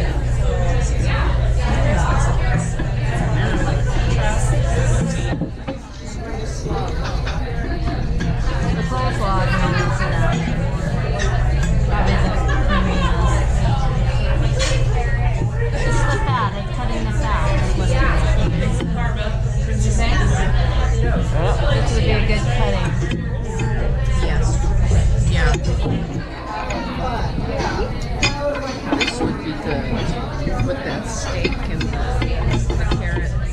Yeah. I think the IPA would benefit. I would have voted a double of this.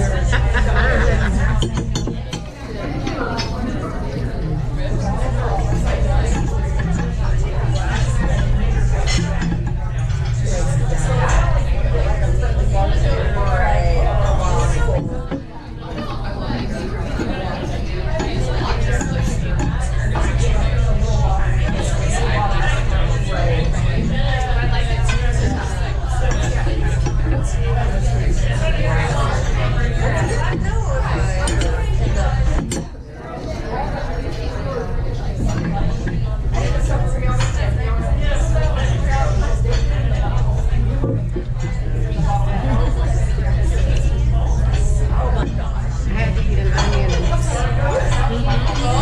what I thought about that. What did you think? I think it's really good. I think the beer tastes really good after you eat an onion.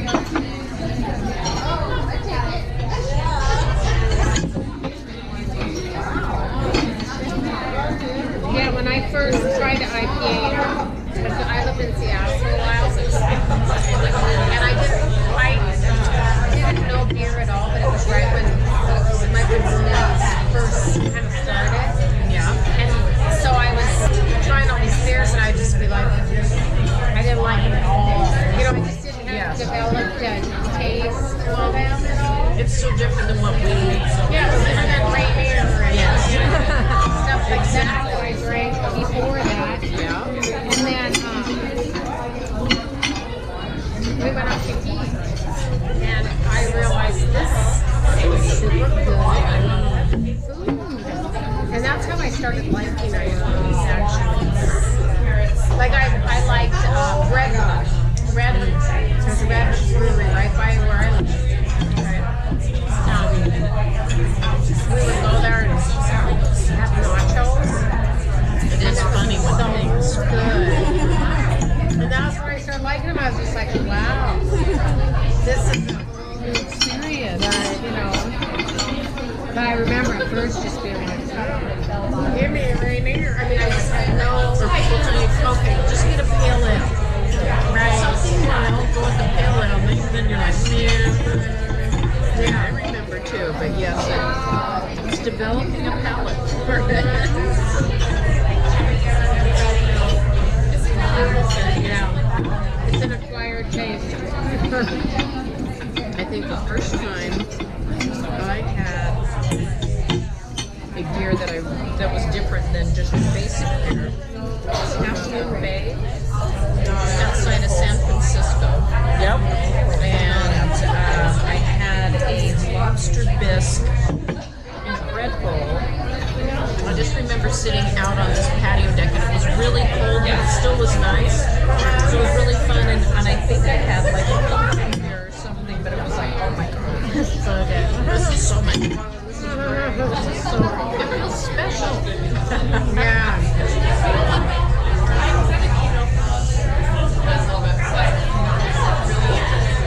I went to Ireland, and I drank Guinness. And the warmer beer is so different too. Good in Ireland. Yes.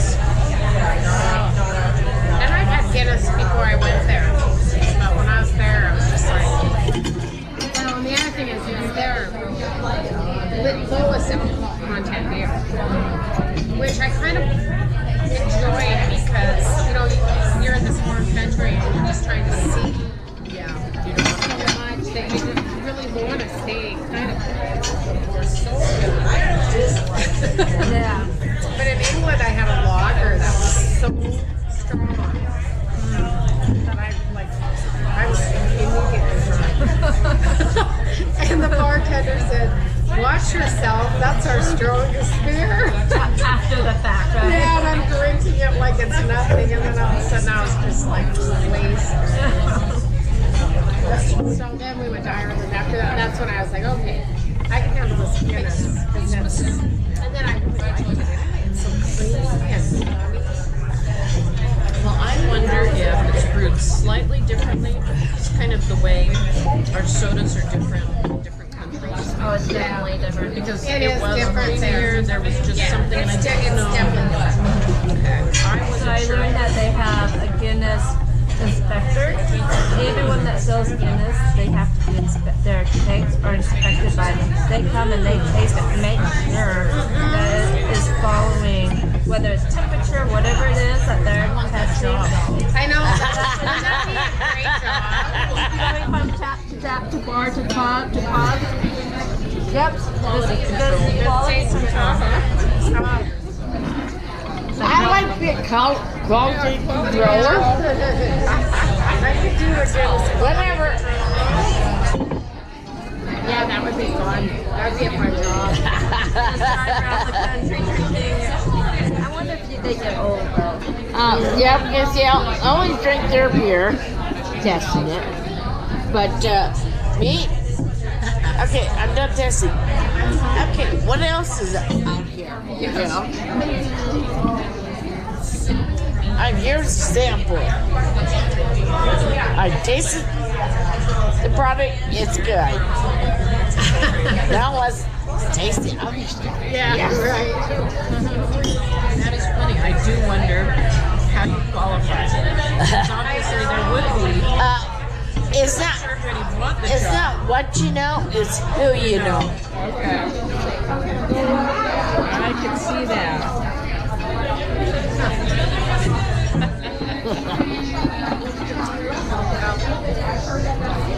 Maybe that will be my in retirement. Oh, really? So you could go to all the places that carry map beer. I think you need to bring this up to your daughter. It's actually my nephew's girlfriend. Oh, okay. It's Hillary. Who works there. You need to bring it to Hillary. Or to Lloyd. Lloyd. He's there. So you would say, hey, give me a quality control map. Because she actually told me a really good story when she went to this venue and the beer was awful. Yeah. And so they had to fix the lines because the lines were too long. So it would be good to invest in someone who will go to all the venues, all the restaurants, and just right. quality control, making Make sure sure that the lines are everything good. tastes I'm new so person. fine. I'm new person. So my son-in-law in Salt Lake, he works for InBev now, which was Budweiser. And Which is a huge conglomerate over in Norway. the biggest ever. So that's what he does there at the Lions. Okay. That same thing. And that's what they say about the Guinness. That's what everyone always says about the Guinness. Is why it's different here than Ireland has to do with the way the lines are taken care of. I don't know if it's true because but I've heard that. I would guess that they It would make sense. But yeah, so interesting. All the little details. But you know, it really, they're That's what matters, you know. Yeah, it's the details. Well, it's the science, and I've worked in science for 30 years, and the details are the most important part. make a big difference.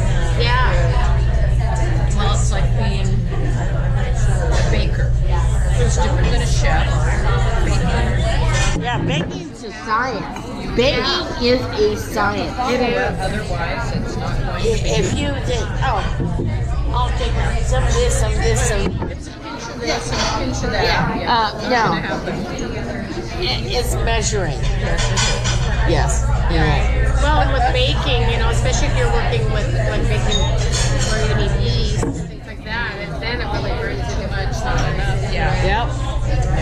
Yeah, right now. See, I was working in the micro department in Michigan for 25 years, and my job ended because of funding, because that's what happens in like research jobs all the time. So right now I'm working in the cereal quality lab in plant pathology. And I mean, I just had to say this because you guys talking about baking. We bake bread every day. We bake bread with the wheat from the experiment station.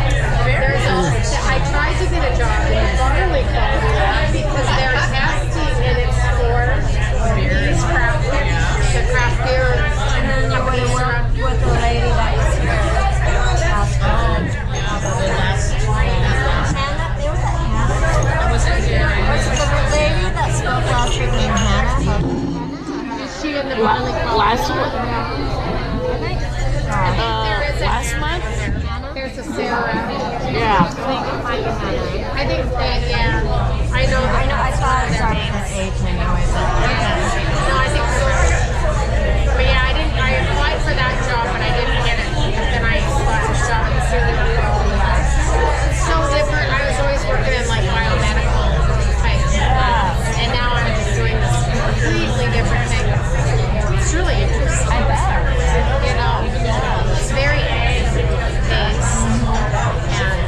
So are they doing a lot of the research for local farmers, or are they doing it for nationwide? It's not the cereal quality lab. It's for MSU has all these experimental stations all over the state, and it's for those stations. They grow, they all have a little bit of land, and they're growing different things. And there's breeders at MSU that are breeding the wheat, but for the most part, it's wheat that we're working with. But I guess there are other grains, but I haven't done anything with that. So they're altering the grains to make it. Well, some of the breeders are doing different things to change it.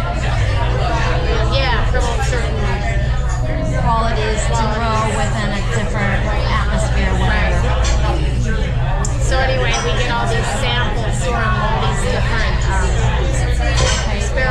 locations around the state.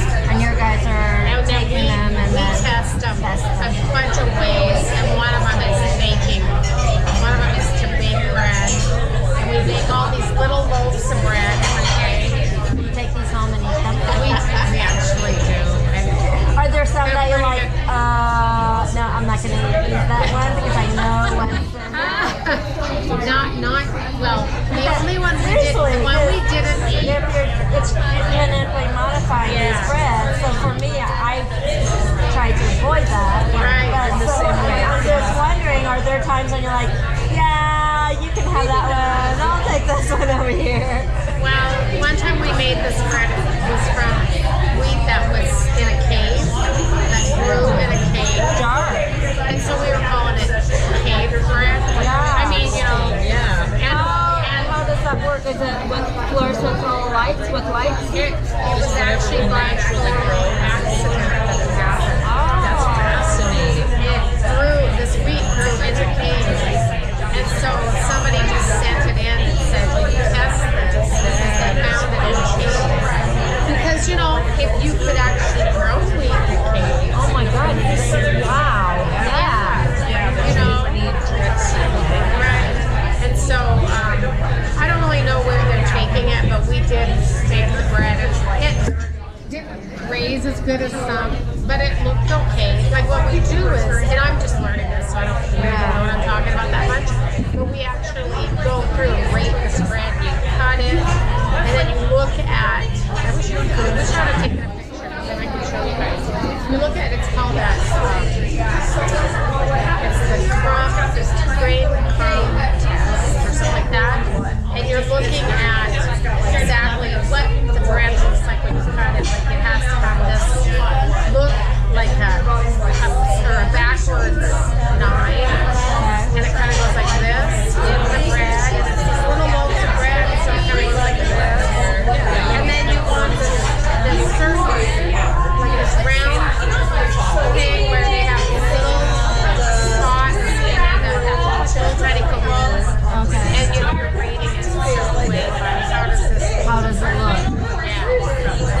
How good does Interesting. Aeration. Yeah. I know all I have in my back pocket for getting people's attention. I used to be an elementary school teacher, if anyone knows that before, so I only have weird elementary school ways of getting people's attention. So I want to clap or do Silent Coyote or okay. So I am very excited about our dessert course. So we're going to go out with a bang here today. We are tasting a beer. Hold the box. It's a Belgian quad. So remember how I just was talking about double IPAs? So now just take that up a notch to quad level. This beer is 11%. So we're Barista? Yeah. And this is it's called Barista Chocolate Quad. So it has freshly ground coffee. Yes. A Yes. little, so it's gonna have notes of Belgian chocolate, some nice roasty qualities. It should, as a quad, it should have some like caramel sweetness to it. At 11%, it's gonna have a little bit of that alcohol warmth to it. So this will be a lovely night pass for us. For some.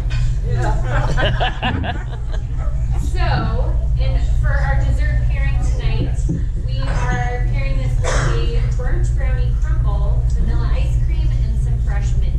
Yeah. It should be a really delicious pairing. I think a lot of this is going to go with that complement, right? We're going to get some of the chocolate quad, some of those really roasty notes, roasty from roast malts in this. But that mint is going to do that cutting, right? And kind of like refresh your palate. So it should be a really nice balance. So as we kind of wrap up here for the evening, this is the last time I will chat with you all as a group. I want to thank you again for being here this evening. I want to just again thank Vicki, Warren, thank our lovely hosts, Lauren and Ian and Cindy tonight. It's been a really lovely evening. So let's give them one more round of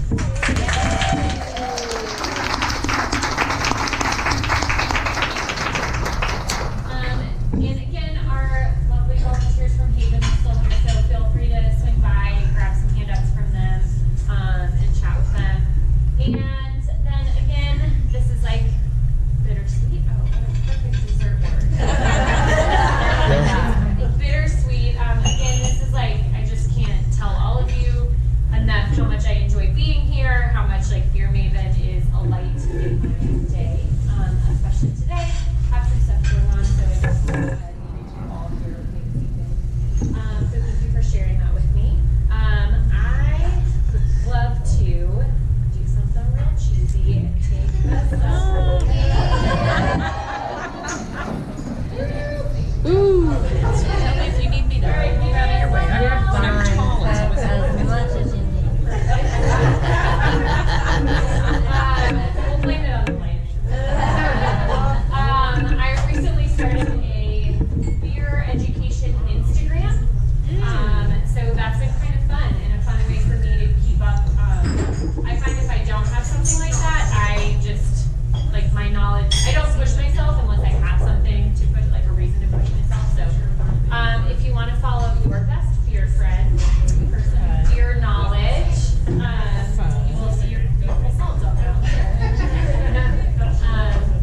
Awesome. So yeah, thank you again. I cannot thank you enough. Enjoy this last beautiful course. Tell the team thank you. And if you want any more samples of any of the beers that you had today, we have this space until 9. So feel free to like hang out, go back to the bar if you want another little sample of anything. Give me a full glass of the barista.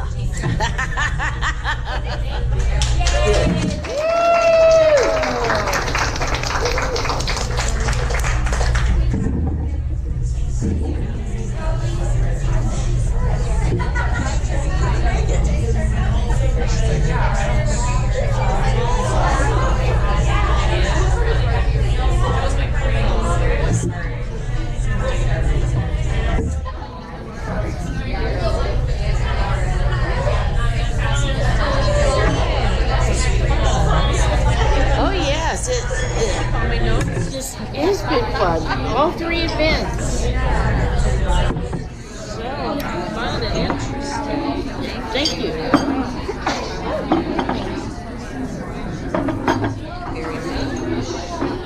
Oh, bless you. Thank you. Cheers. Final smell share. the chocolate. Yeah. And the top.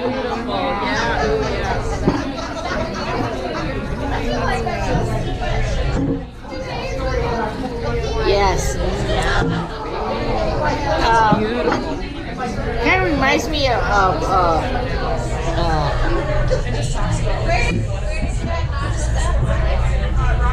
Sam Smith over Double double chocolate. Yes.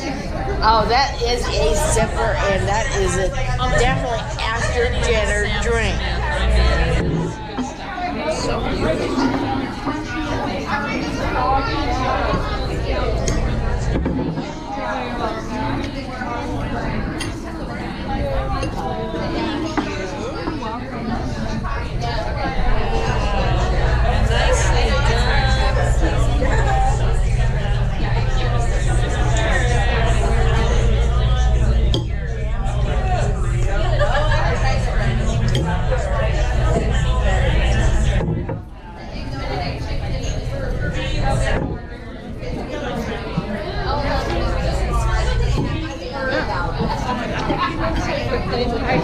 Compliments of A-OK.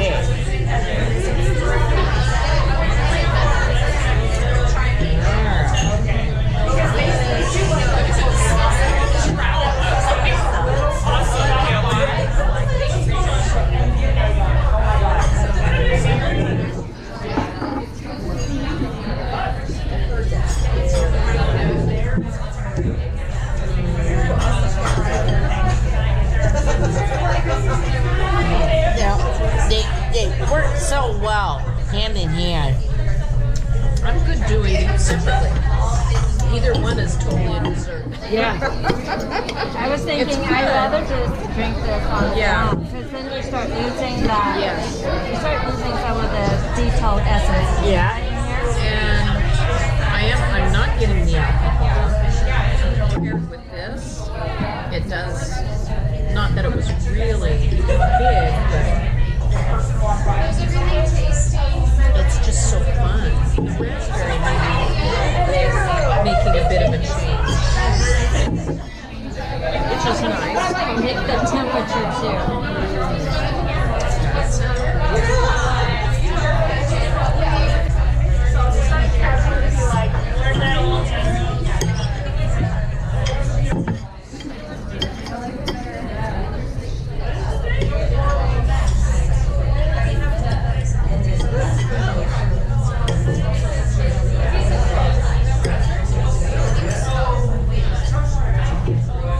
It's not really big.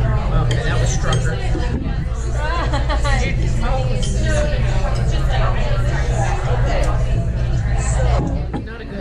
Not a good combo. Makes it more of a Scottish ale. With the mint. Little bit of, yeah. I think the combo. But it's good. Good chocolate, brownie, and raspberry. And the mint's okay with that. The straight mint, not.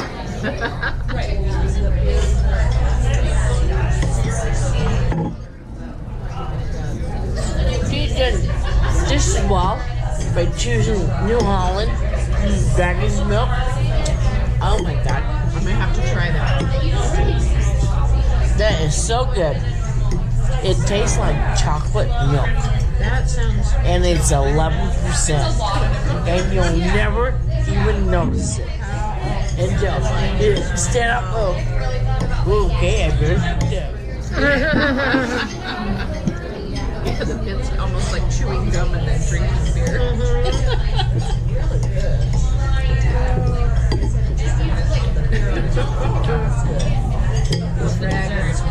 Dragon's Milk. Very spirit. Yeah. I like it a lot. And stand alone as a good. Yeah. Indeed. Yeah. It's even like, I was thinking it's so rich, but actually the body is a lot lighter than I was expecting. I was expecting more syrupy, you know, like thick, and then it's kind of like lighter. Yeah, it's really good. Next year, or next time you do this, pair it with Dragon's Milk out of New Holland, Michigan.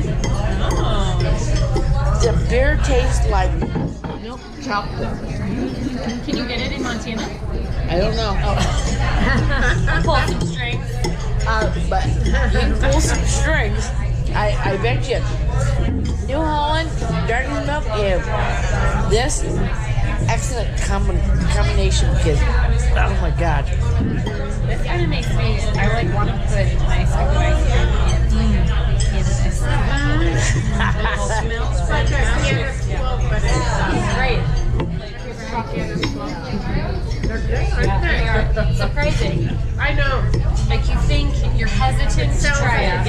Jerry with the beard. Yeah, right? Yeah, but I was standing in the line at Town Country and I got ice cream and I started Guinness. And the guy behind me goes, "Oh, are you Guinness smokes?" And I was like, "Oh." I mean, I honestly was. I am now. But I go, "Have you had them?" And he said, "Yeah, they're great." And I was like, "Okay, well, we're gonna have to have one." So we did. We had a couple. Guinness Straight Irvington. Love that one. Perfect. Yeah. I may have to go find some amazing Yeah. so much.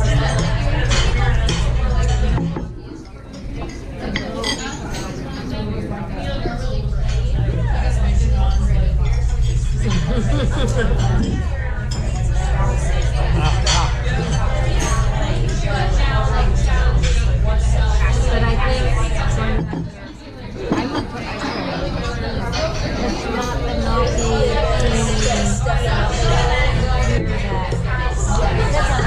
I wouldn't add ice cream to it. Yeah, it wouldn't work as well. Like, it wouldn't work like Guinness. No. Yeah. Because Guinness is free. Yes. Yes. And I really think that when you have it with the ice cream, it takes away so much of the depth. Yes. It becomes just a beer at this point. Yeah. Yeah. Yeah, it has a way different flavors as you're eating dessert with it. I think. Yeah. Then I think the initial smell and the initial flavor, I haven't gotten it back yet. It's gone. Yeah. So I agree. I would just have this as This was great, but I would have just done some sand. Remember that one now. I think it's the dessert here. What did she call it? First It's in a double. Just the pod? Yeah, it was. Belgian ale, chocolate bar. I would like that to drink syrup. Yeah, on It's its a own. different. I think a lot of the stouts, like I always think stouts are more of a chocolate, like dark chocolate and stout. It's more than you want to add.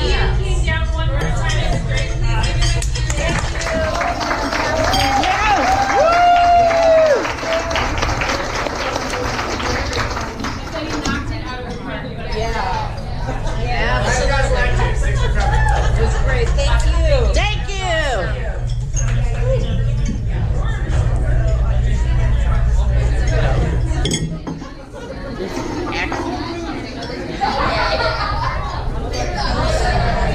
Yeah, that was some good food tonight.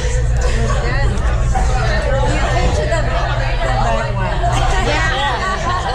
You don't really come to any of the three. You came to the right one.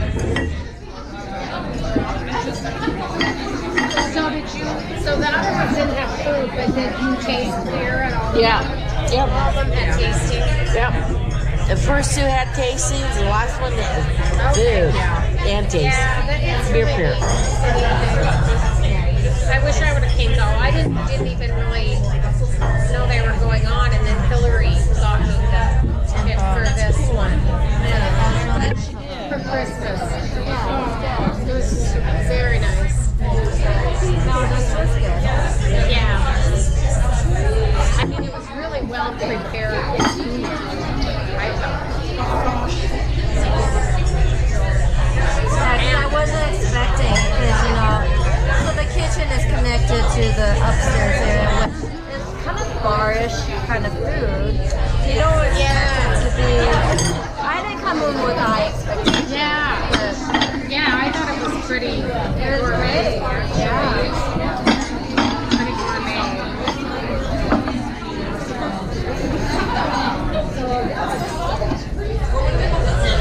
So you're Amy. I'm Amy, and we didn't catch it. We didn't catch your name. Okay. Yeah, I'm Jeannie. Okay. I know, you're familiar with Patty. Amy's Rhonda. Yep. I know I've seen you before too. I feel like. I over in there in Hughes.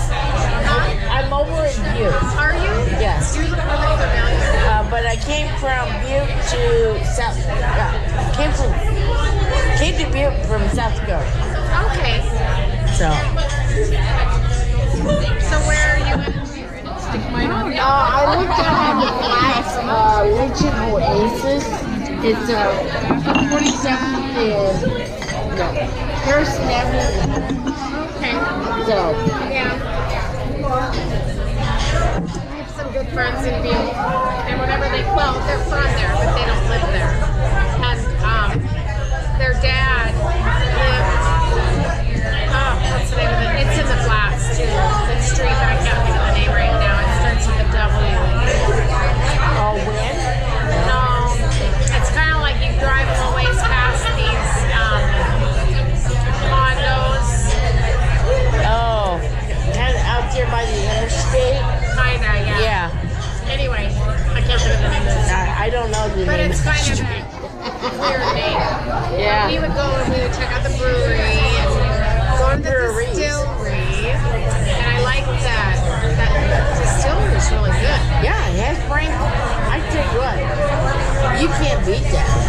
Well, you probably can, but hey, for a small town distillery, Yeah. and from their estimates and what I taste, Orphan Girl Oh yeah, Orphan Girl's great. in coffee, What are they? What's the one? Dirty Girls. Dirty Girl. Yeah. But for Orphan Girl to take over the #1 spot in Bailey's, that has to be something. That's pretty awesome. Yes. I had one of the best drinks there. It was called a basil lemonade. Have you ever had those? It's like that. Basil lemonade. Yeah. It's so good. It's not dry. It's a GFC. It's like half nut. It's a lemon. Alcoholic? Yeah, it's got vodka in it, and then it has the Basil and lemon. and And, it's like oh my gosh. so but Yeah. like it's I so, can imagine. I don't know. It's one of That's the, how I make my lemonades. I always put like herbs in it. Yeah. Oh my gosh, it's so good, and it's at that. Okay. What's the name of the brewery? Head Frame Spirits. Yeah. It's at that. Head Frame Spirits. It's in Butte. Yeah, it's in Butte. It's off of Montana. Right off of Montana. It's a really neat distillery. Okay. It's a It's cool one of the best drinks.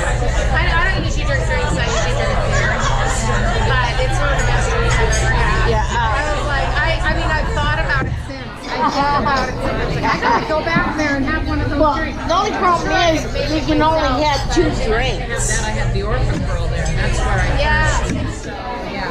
Yeah. right. The dirty Girl. Yeah. girl. Well, if you drink Orphan Girl and Coke, that's my favorite. The what? Orphan Girl and Coke. Is that more the root beer tasting? No? Okay. The Dirty Girl is the root beer. Okay, that is. Dirty Girl is the root beer. Yeah. The Orphan Girl and Coke is completely different, and it's excellent. I wouldn't mind tasting that too. Maybe we need to take a trip to Butte. I know. Exactly. I'm in here tomorrow.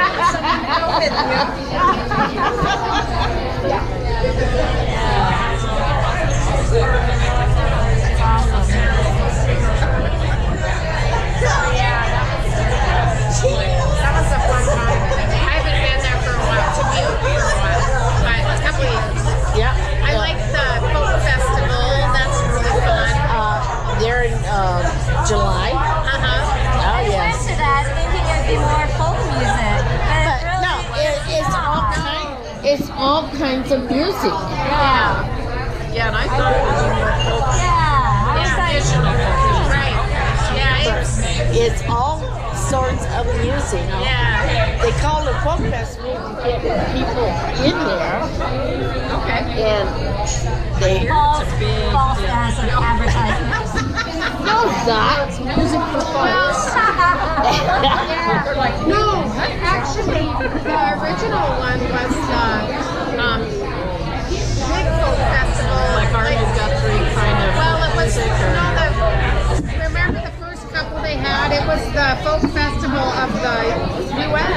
It was the National Folk Festival.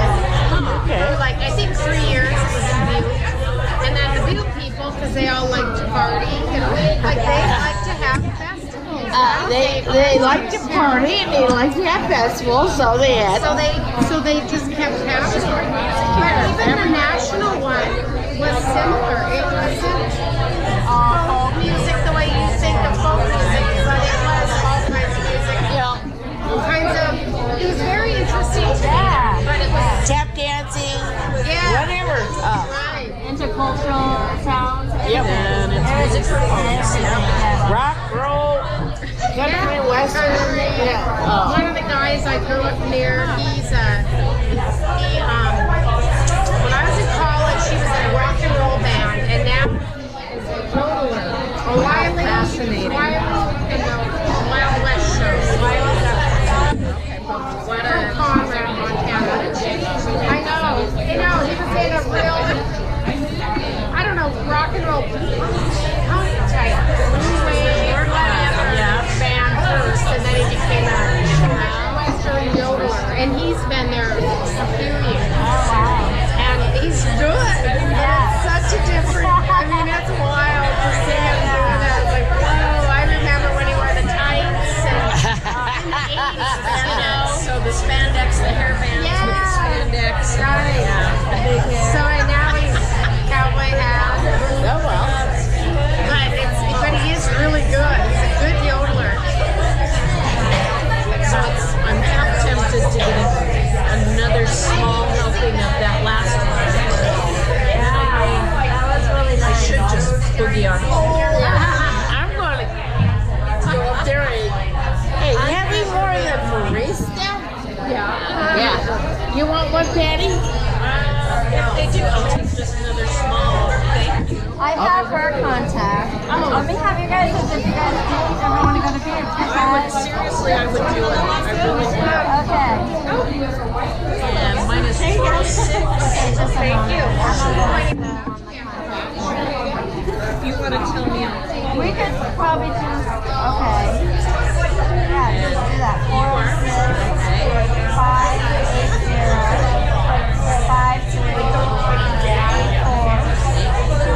All right, I will put you in. Amy Brown. What do you want to call this? From Montana. There you go. I just got it. Good. Are you following me now? That was, it should have hung up. I did that phone. Okay. So you're 600. Yep. That is me. Nice chatting. What's your last name, Patty?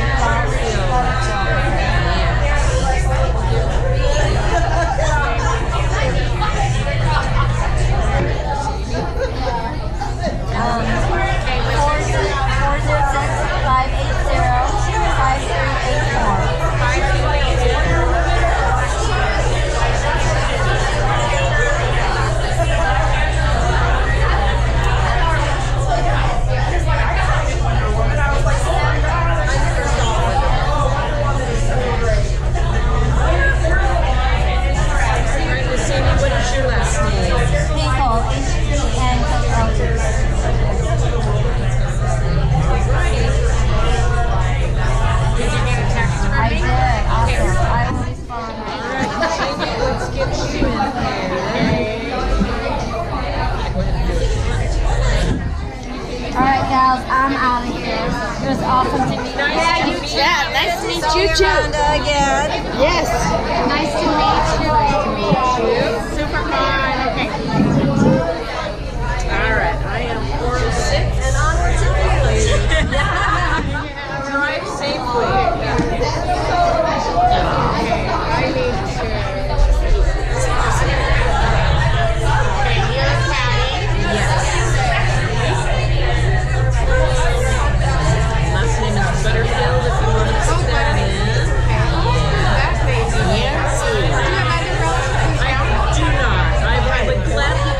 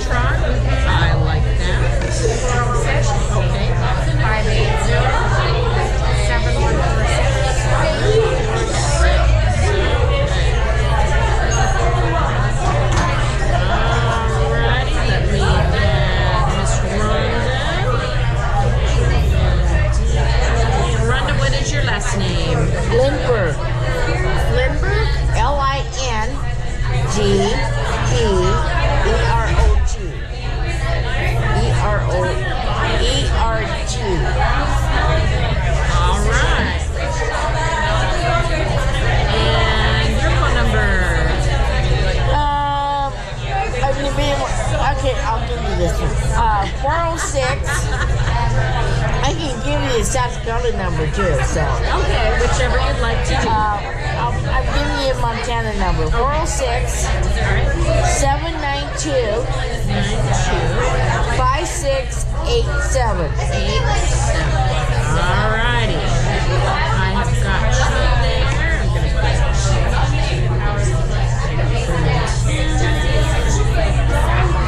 and I am, if you're ready for my phone number, or if you'd like me to, I can just send you a text. Let me do that. 'Cause I got your number right here. Okay, send me a text. I have you both. I'm calling you instead. I hit the wrong thing. Oh, that is too funny. Send message. Send one. Okay. Let me try a text. That was bad. I'm like, ooh, hit the wrong thing. I do that a lot of times. Well, What I meant to hit. you sent me your number when you sent me a text. or a message. Calling me. Right. Because I have your number either way. Alrighty. Here is a text. Oh, this is such a good. Just cheers. Thank you. Yeah. It's such a good beer. Yeah, I like that beer a lot. I do too. It's a very nice ending. Oh, Andy, it's just the beginning of my night. What are you doing? I don't know. Going out and raising hell? Sure, sounds good. Where are we going? As long as I normally would say yes, but I just started a new job, and I was kind of even worried about this because you know when you're just learning how hard it gets. Yep. The older you get, I think that is. well, for me, I took Uber, so Yeah, good job. Very smart. Are you staying with friends or something? I'm staying in a motel room. Oh, so. are you? Okay. Take me to Motel 6. Drop me off. I'll figure out my way from there. Yeah, very smart. I think I'm good. I don't have to go too far. I'm over by Cooper Park, so I don't have to go That's too far from here. Yeah, Yeah, I got a phone call. I said I should be done about 8:30, and I know it's 8:37. But for me, Half an hour. driving at night over to Butte, 100 miles away. No. You're so smart. Especially over the pass. Yep. Such a steep pass where I don't know, the lights are just. I'm getting as I get older. It's like I swear everybody has their damn brights on all the time. It's like It never used to bother me, but driving at night really bothers me. But when I'm driving a semi, Oh wow. You're up higher. up higher, it doesn't bother me. Because it's not quite as direct. Yeah. You are, which is what I used to love about just a truck Yes. as opposed to a car. Yeah. I'm up a And little higher. But I'm looking down at you and, hey, yes, well. Oh, I see what you have in the front seat. Okay. So just for fun, I had, so I have 4 kids, and we had done a trip. It was like an 8-hour car trip, and I had told the kids we bought bubble gum, and well, it was the Hubba Bubba, which doesn't stick when you do a bubble. So we played a game where at every semi that we came up to, I'm like, everybody blow the biggest bubble you can. We're coming right up, so that when you guys look over, we're the car that everybody has a giant bubblegum bubble happening as we're driving by.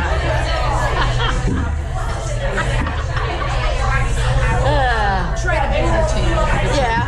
I have 2 brothers, or not 2 brothers, 2 uncles that drove. Okay. So got to hear all their fun stories. They're the more fun ones. I drove with my ex-husband, and sorry to say, the guy was racist. and we come up on a black guy and a white woman, and oh my God, he tried to put him in the ditch. And I'm sitting there saying, That's not good. I'm sitting there, John, don't you ever do that? I don't care if they're black, white, whatever. There's still lives that are in this car. Yeah. Let's not. Let's not do that. And, yeah. Some people are that way. Yeah. Very difficult. The one thing I learned from my uncles was pass the semi. If you're gonna pass it. Don't right along the side. Yep. So when I get people start to pass, I'm just like, go, instead of these people that just hang out, Yeah. because you can get sucked in. When people pass me, I'll slow down just so they can get past me faster. I appreciate that. Yes. And, Yes. But I see, I can see in the rearview mirror that you have a line of people. Oh, okay. They're up on the gas. But there are some people that I seen that I was coming down. I was driving down the interstate. Somebody was coming off a pass. No. Getting off on the road. yeah. And onto the interstate. So I seen them coming down. I got over before I got to the underpass. You think the pickup behind me would follow my suit? I know some people are just out. And I'm sitting there watching, and I'm going, "What a fucking dumb, But you need to asshole!" let them merge on. You need to get over and let them merge on to that. Yeah. Yeah. And you know, as the person trying to merge, you're just kind of like, And the guy was right there in front of the guy. Why the hell could you move over? Montanans are so stupid about moving over and using their blinkers. oh, I know. So, yeah, the blinker thing. Blinker thing. Growing up, somebody had a sign that said, blinkers are not just a courtesy, it's the law. And so it was just one of those, but better yet is understanding if somebody puts a blinker on, they're not asking for permission. They're telling you. They're telling you. And I have to remind my kids about it. Yeah, they're telling you. Yeah. They're coming over. Yeah, It's not about, stop. will you let me in? Will you let me? No, they're telling you, I'm coming over. Right. And it's almost like we need public service announcements to remind us of all of these things. You know, it's kind of like the roundabouts. Well, especially if you grow up in a town. Are we doing this blinker thing all over again? Dreams, Idaho. We finally got to stop like that. I've been About 10 years ago, yeah. But I do think that people have really bad habits when they grow up in rural Blinkers are number one. Blinkers. When I moved to Seattle, I really learned to drive a lot better because you have to drive well. You have to learn how to really drive well. Where in Montana, this is, in the 80s, you could be a pretty bad driver and you would probably live through it because, there wasn't, now a lot more people live here, but it used to be that, we had a much smaller population, and I think a lot of people just were horrible drivers, and they might have learned the rules of the road, but they didn't practice them. I think They drove. parents who had parents before them didn't know how to use blinkers. Yes. And so they never used them. Yeah, I agree. I think there's a lot of that, and that's my kids do. My kids love to follow rules. It's just their crack up. But it is. They could be. So that's the other thing. Where I'm doing it right. It's not about whether you have the right of way or whatever. Don't ever forget. It's about avoiding it. It's called defensive driving. Yes, avoid all accidents. Right. They'll get in every now and then. Well, this person was tailgated, so and it's just like, just get over and let them go. and be like, see ya. Yeah, Please drive. Please go. Don't be the avenging angel. Yeah. not your job. Right. There's a lot of head stuff that goes on. But Blinkers and With yeah. young, when you're young, you have a lot of And macho males. raging hormones. Yes. Yeah. Oh, really? I don't know what that was like, but hey. Oh, shoot. Well, ladies, I wish I could hang out longer. Yeah. I better scram. Okay. This was fun. This was Yeah. Really fun. Why did we are late? And they were like, oh, That's so funny. Well, I'm hoofing it. I'm getting here just right at 6, and I'm thinking there weren't that many people yet. So I was like, Yeah. Well, thanks for joining me. yeah. It's really nice to meet you. Yeah. Hopefully we can all meet at Head Frame and yeah, no kidding. Yeah. I want another basil lemonade. So damn good. I've been thinking about it for years. It was a few years ago when I did it. Okay. you have those things, and it's just like, I know, I just thought of it right when we were sitting here. I thought your mouth starts. Yeah. Ladies, take care of yourself. you and be safe on your travels back. Yes. Head back. Tomorrow morning. See ya.